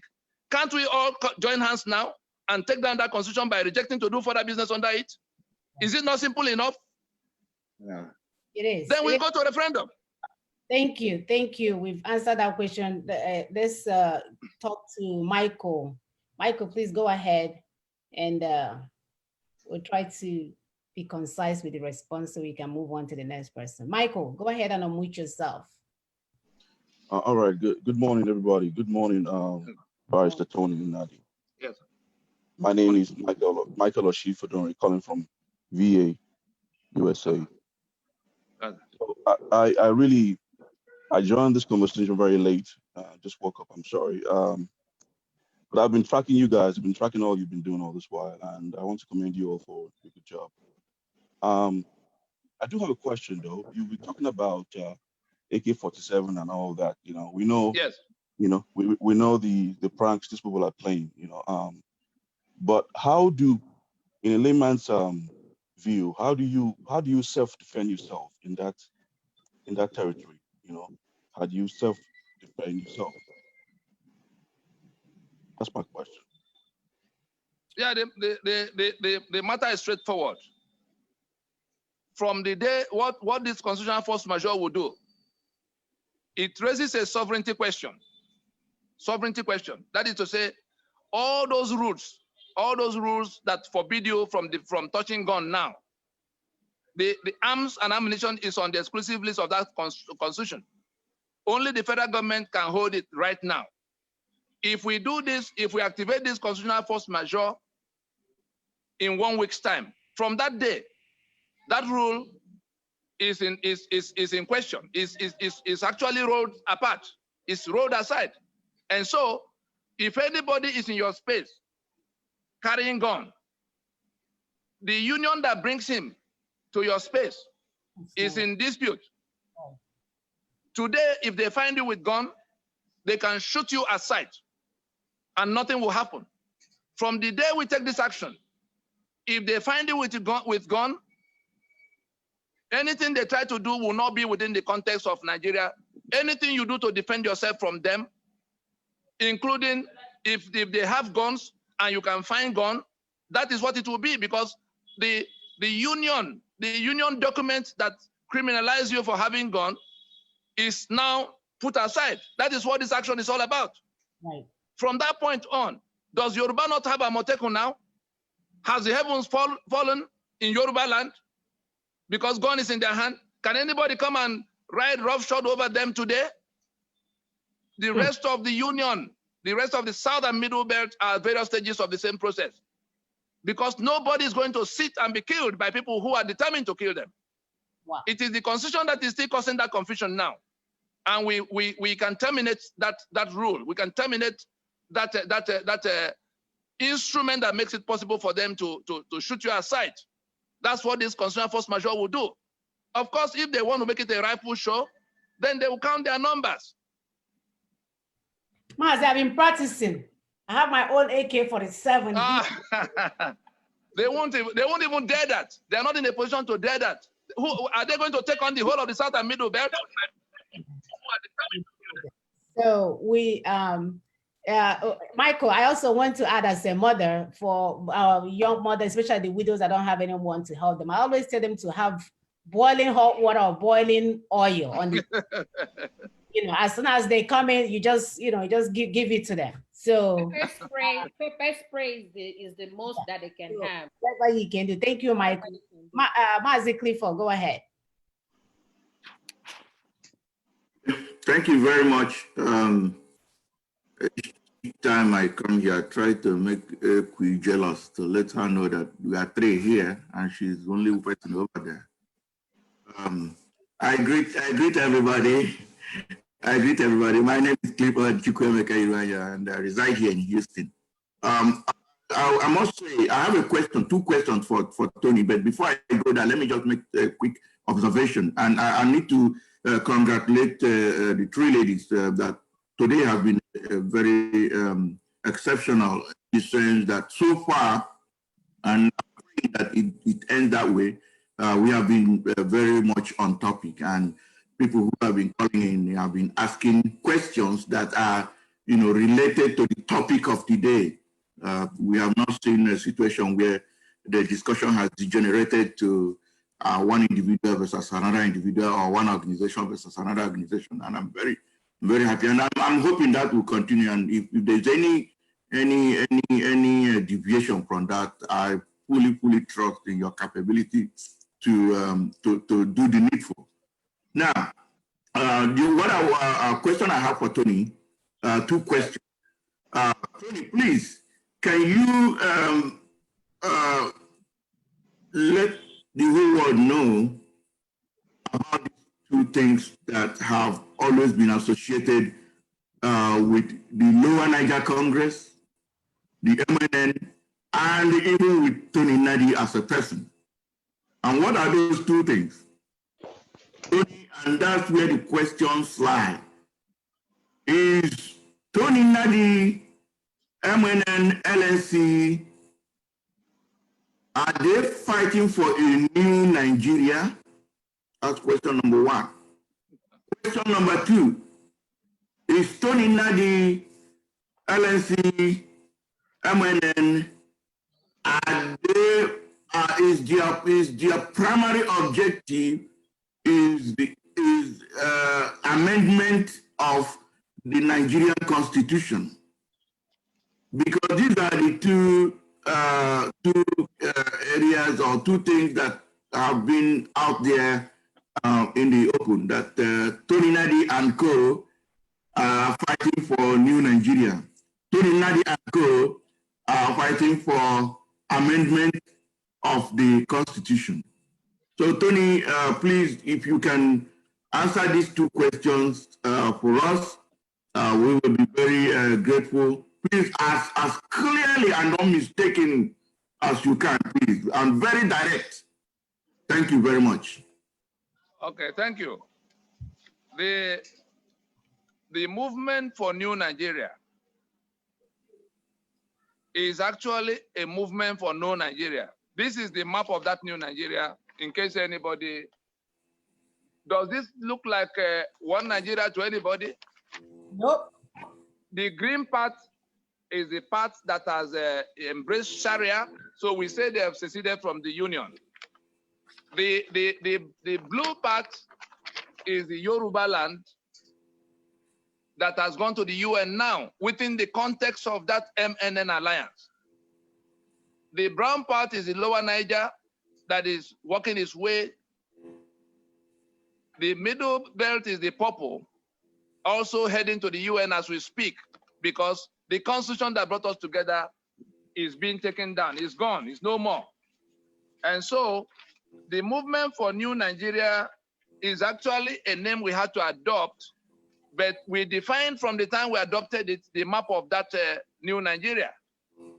But in effect, it's a movement for no Nigeria, because our compatriots in the union had moved away from the basic agreement that brought us together.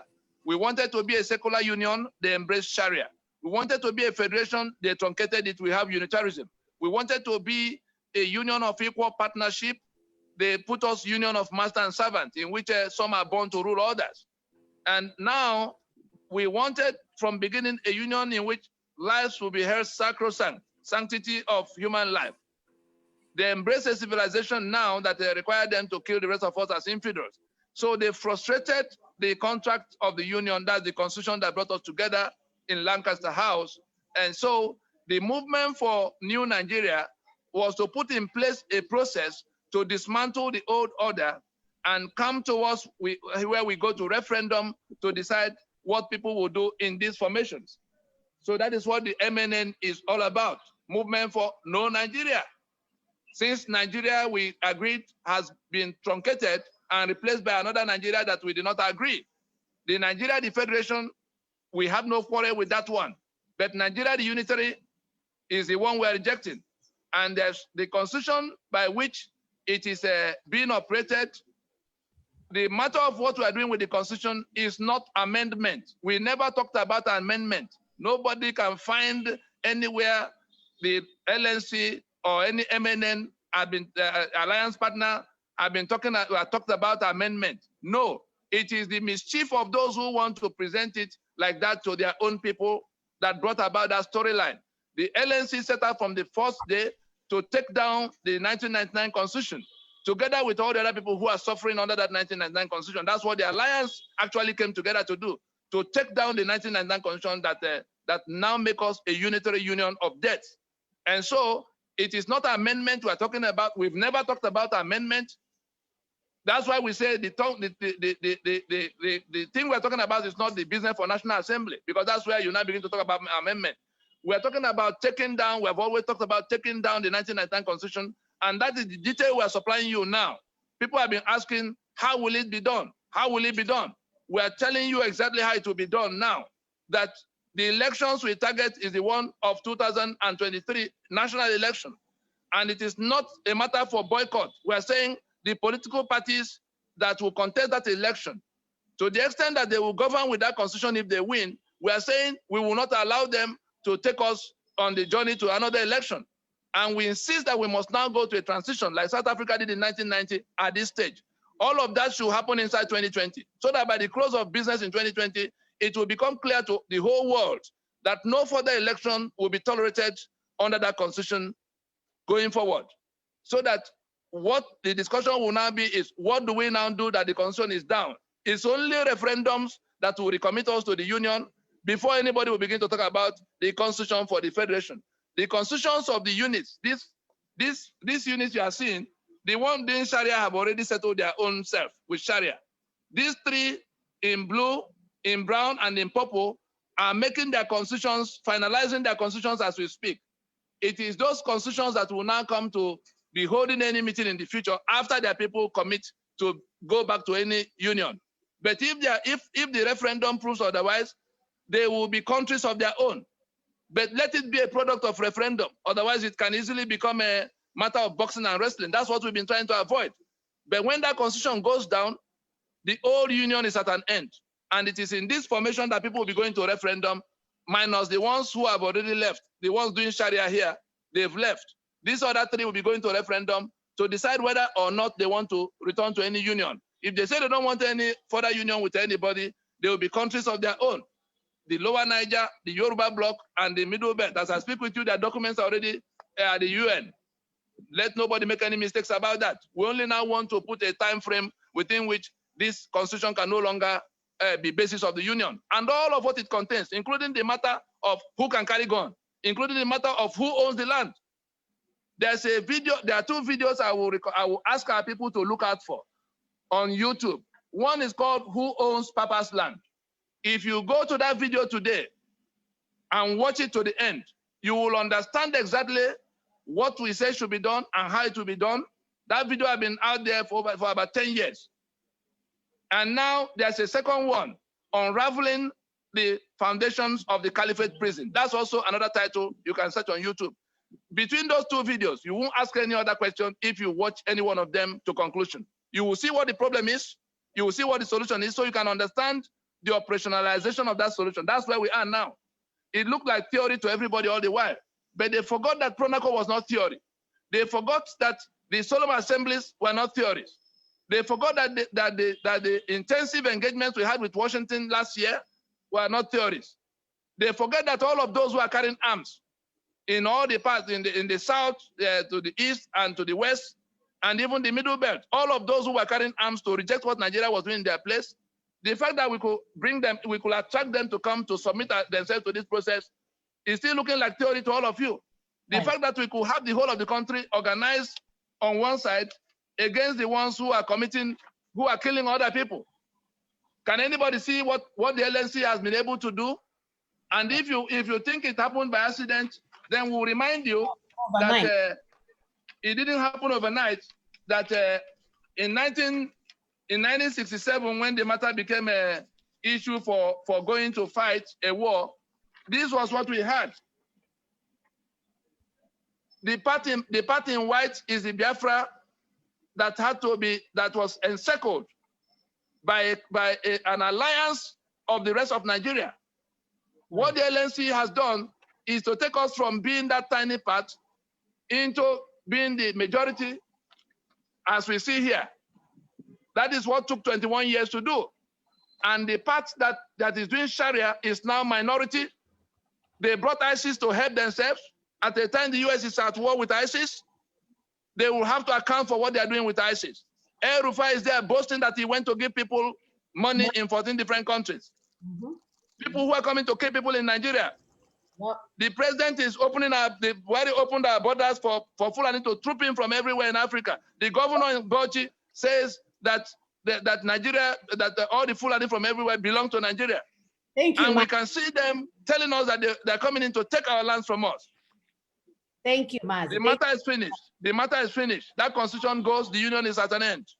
Yes, bottom line, NSC is not about Nigeria. It's not about taking down constitution and giving you the mandate for the kind of sovereignty that you want.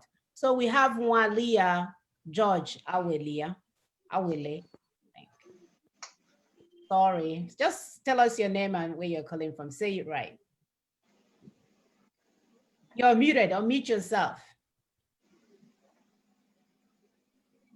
My apology. My name is Wale George Awele. I'm calling from Moscow City, Russia. I'm a candidate in the University of Russia. Yeah, I come across it on Facebook. All the same, I think the topic is interested. So I have some question for Tony. But before I ask my question, I want to contribute that we know that the Constitution of Nigeria is faulty. We know where the Constitution, how we conceive the Constitution that govern the state Nigeria today. But that notwithstanding, Barrister Tony, you make instances about the blocks of the multiple blocks in that Europe today. But you agree with me that the block was successful due to the input of the governors in that region. And now you have a proposal that we should come up with a constitutional force majeure. And I find it difficult to believe that such plans can be achieved without those in authority. When I talk do you know the content? Do you know the meaning of constitutional force majeure? Have you been told? Have you been told what is required to be done to make it succeed? Do you know the contents of it that you now believe it will not work?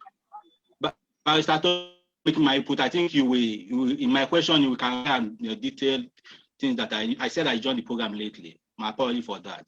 But why I'm saying that is we know, Barrister Tony, we equally know that if with the constitutional force majeure that are in place, that yeah.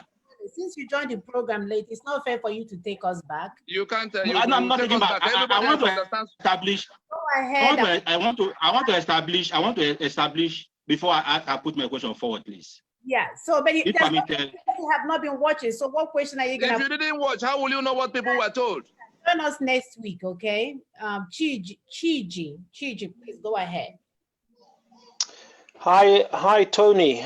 Nice. Thank you very much for this wonderful summary of what you're saying. And I know we've had some chats in the past. Just wanted to find out, we of the area called Lower Niger Congress. Introduce yourself and tell us where you're calling from. All right, Chiji from London. Right. Yeah, so thanks, Tony, for this wonderful piece on what's happening and the way we can free ourselves from the problems we have. I wanted to find out, what can we in London do to support the work of LNC, especially those of us that come from that region, the Lower Niger Congress, because we know that London is a major player in international world politics. We have been engaging with the government here and some other stakeholders. So I wanted to find out, what can we who are in London and Europe, do to speed up this process of the force majeure. Thank you very much. Thank you. Two things very quickly. What we're asking our people to do is to digest this information and disseminate it, whether they are seeking Biafra or they are seeking Odua Republic or they are seeking restructuring or they are seeking an end to corruption. To take hold of this information by going to the website of Lower Niger Congress, www.lowernigercongress.org. The second thing is, as you disseminate the information, what we require to get things going is resources. If our people are told how much it took to drive it for these 21 years, it has gone. We've never asked anybody to contribute any money. Those who have been collecting money have been using it to sabotage what we are doing, because they just they have a business they are running on the misery of the people. But this is the time we're almost concluding what we set out to do. This is a plan that was a 20-year plan to collapse the constitutional basis that will end the union and return the sovereignty of everybody whose sovereignty have been detained by that union. And we are now at the terminal point of it. Those who wish to see it happen their resources they can help contribute, and the information is here on display. You can contribute by using Zelle if it's in the US. You can use PayPal if you're in any other part. All kinds of options. There are at least 4 options of how people can contribute. It is to disseminate the information and to help contribute towards what it's costing a lot of money already. What we need now will require some more money to do well. Facilitation, those are the 2 things. In the matter of being in the UK, the United Kingdom is the problem, higher than the Caliphate. They are in joint venture with Caliphate. We have worked out how to solve this problem without having to go to beg them. That was why we went to the other members. We went to the US. We have identified an alternative to having to go to beg the UK. They are the ones who imposed this bad arrangement on us. They are the ones who are benefiting from it. They are the ones encouraging these people who are killing us. They are the ones refusing to allow anything to change. But we've gone outside their capacity. What we have done is deeper than what they thought they were doing. And now they have no chance to play any part in it. At the UN, there's a member of the Security Council in the UN that is far stronger than the British. And that member at the UN Security Council has an enemy at war that is now in this arena, in this battlefield. You remember in 2014 when ISIS joined forces with Boko Haram in what became ISWAP? That's what we're discussing. So we have found our answers. We do not need to go to talk to anybody in Britain. Whatever they choose to do, they have been doing it since 1914. They've never had mercy on us. They are never going to have mercy on us. But we have found something that is bigger and deeper than them. The Britain that cannot put a carrier to sea today is not the Britain of 1967 that controlled the seas. And therefore, let them contend with their their own situation. They are no longer in a position to stand our way, to stand the way of this thing from happening. Yeah, let those who have anything to contribute go to do the things we ask them to do. The diplomatic side have been fully taken care of. Thank you, Mazen. Thank you. Thank you. Mr. Chiji. What is the full name? Is it Chiji okay? Yes, Chijioke. Chiji okay. See, very hard. Chiji. Yes, okay. Right, yeah. Thank you so much. Okay, we appreciate. Thank you. All right. Babatunde, please turn on your video and we see your picture. Turn on your video and go ahead. Babatunde? Baba? Oh. Babatunde, are you still there? So it looks like Babatunde is having connectivity issue because he's not responding.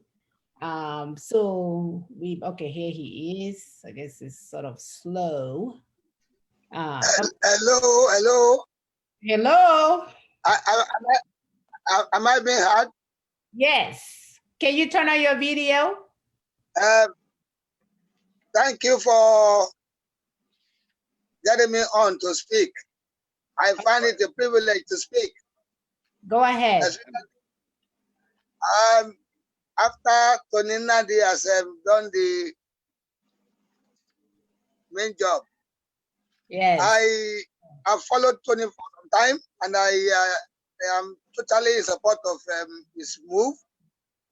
We have to continue in the struggle because we must not allow some immigrants that came in 1804 to come and destabilize our ancestral lands. Yes. To come and steal our ancestral land. We must do everything in our powers to resist them. And God being our helper, we shall win. Thank you very much. Mr. Babatunde, where are you calling from? We didn't see your video. I'm coming from. We didn't see your video. Where are you calling from? I'm calling from Nigeria. Okay. Thank you. Thank you, Batunde. We appreciate you. We just want to make sure that we know we are brothers and sisters in love, and we must take our country back from the enemies. Okay. So thank you so much for today. We have, please, Andre Paul Masier. I don't know if that's your real name. We have people parading as freedom fighters that have all kinds of aliases, fake names, and all what's not. So turn on your video if you're going to talk and give us your real name, because I know there is no Masier that is interested in what we're doing. Andre Paul.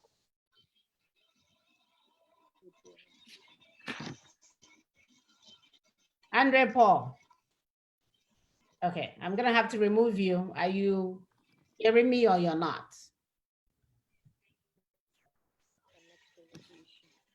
Andre Paul?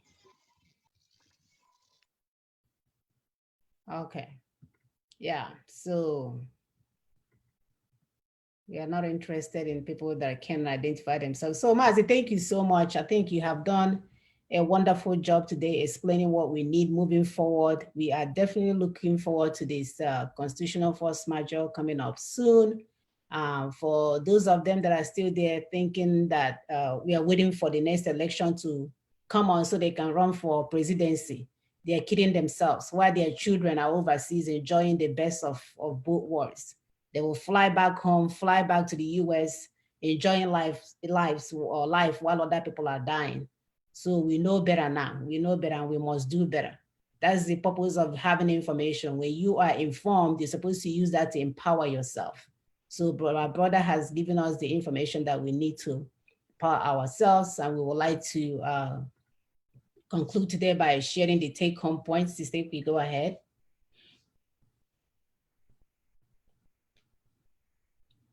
You have to unmute yourself. I know, I'm getting there. I was busy with these people. All right, thank you so much, everyone. Thank you, Barrister Tony. We appreciate you, and we appreciate people that are learning. We are having positive responses from our people. So, and we appreciate it that you're able to learn, because it's important, like Mona said, information is the key.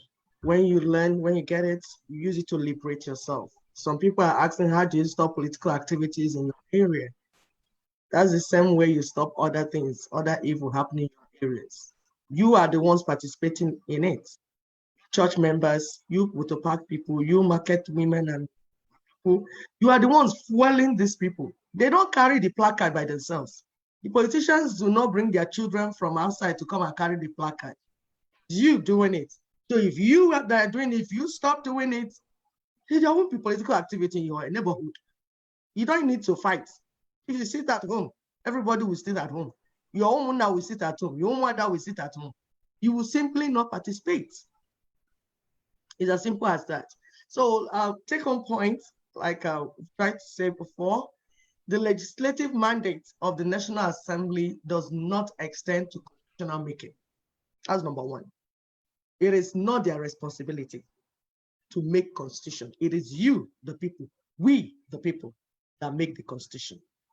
You can see what they did with devaluation of power. We showed you last week when they showed them in both state Senate and House of Representatives. When they presented the bill saying you have to do devaluation of power, they voted it down. Like Tony said, they already have the formula, the caliphate, the Fulani Caliphate already have majority formula in National Assembly. That's why they are dragging us there. Everything that we are saying, they want us to go there because they believe that when they go there, that they have the majority there and they will use money to buy the remaining one. So that anything that gets there will go down and it will not be voted for. So we already have that experience. So the one they're bringing out now is medicine after death. So we are not going to National Assembly because it is not within their mandate to tamper with Constitution. So that's number one take-home point. And we need to get it in our minds. They are not the ones to do anything there. Number two, the current proposed constitutional amendment, which we are saying, is a trick It is a trick. And it's an insult to our intelligence. It's an insult to our collective intelligence. Yes. Adefully. And it's another attempt to retain the stolen, hijacked sovereignty of the people. So let's get it right. The third point we want us to go home with is that the very nature of the constitutional grievances of the constituent components of Nigeria represents sovereignty questions. And these questions require the constituent powers to be answered.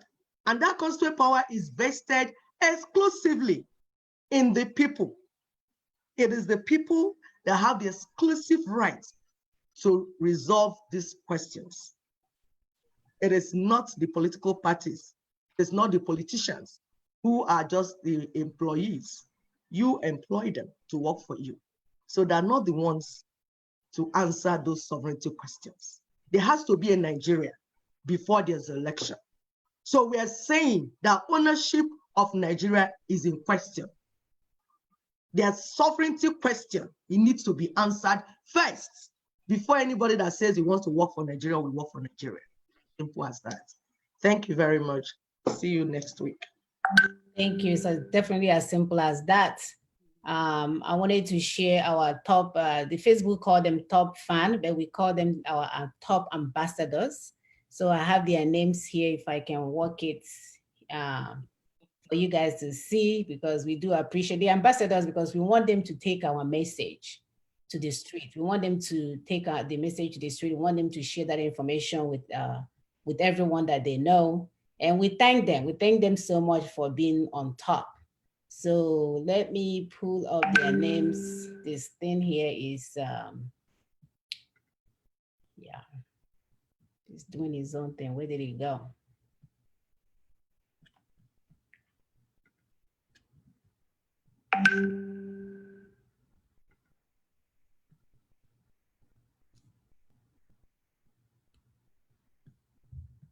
This thing here always does this. So this is my IT work here.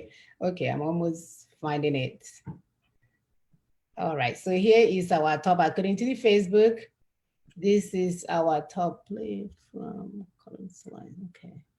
This is our top fans, but we are changing it to our top ambassadors. We have Nduka Nnabu, Vincent Meke, Uche Amara, Justice. I can't even say the last name. Sister Augusta, let me let you call all these names out so I don't mess up their names. Something like that. Something, I think the K is silent. Don't be like me now, do a better job. It is silent, yeah.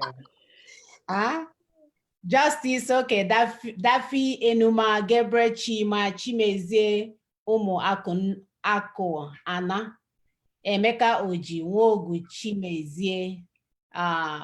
I can't see, there's this thing here is blocking the names on this side. Namdi Ajagu, Obinna Kenny, Kunle, Bolurinwa, Abi Eze, Ohamere, Ume Ugochi, Emmanuel Balogu, and I think the other one was kind of blocked. So we thank you guys so much. You know, you're our ambassador. Take this news to the street, share with other people. Let them know that we are at the end. There's a light at the end of the tunnel. This whole thing is about to come to a screeching halt. If only we recognize that we have the power to take back our nation from the Fulani terrorists. So let's do the work. The work begins now. Refusing the upcoming election, refusing your elected officials that are there making money on their own behalf because they are not representing you, they are not doing anything. Here we have been sending them to the assembly all these years, and there's nothing in our area to show for what they have done so far. Isn't it about time that we say enough than to wait for the Fulanis? Because they are there. They are buying their houses overseas because they know what the Fulanis are doing. They are getting their share. On the day they are coming, they will tip them, they will fly out with their children, and you and your children will suffer the consequences. So we have to do so much better, our people. So we thank you so much for joining us. We will see you guys next week. We have video. I'm going to post the video that Barrister Tony mentioned for people to watch to understand the whole process of what's going on. So I will be posting that video on our website in case if you want to take a look, because he said once you watch it, you will understand exactly. Gee, still in here. Come on. Come on.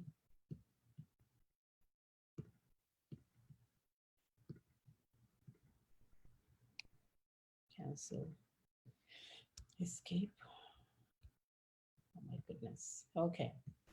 I am stuck here on my, I don't know what I click, and now I can't get out of it. Oh my goodness.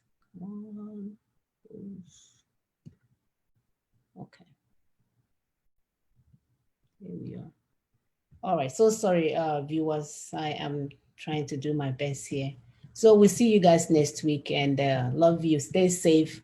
Like we say, get you some hot water if you don't have your own AK-47. Get you some hot water, people, or hot oil, whichever one you can afford, because you cannot let some foreigner come from the forest and come pick you up from the comfort of your own home. So we'll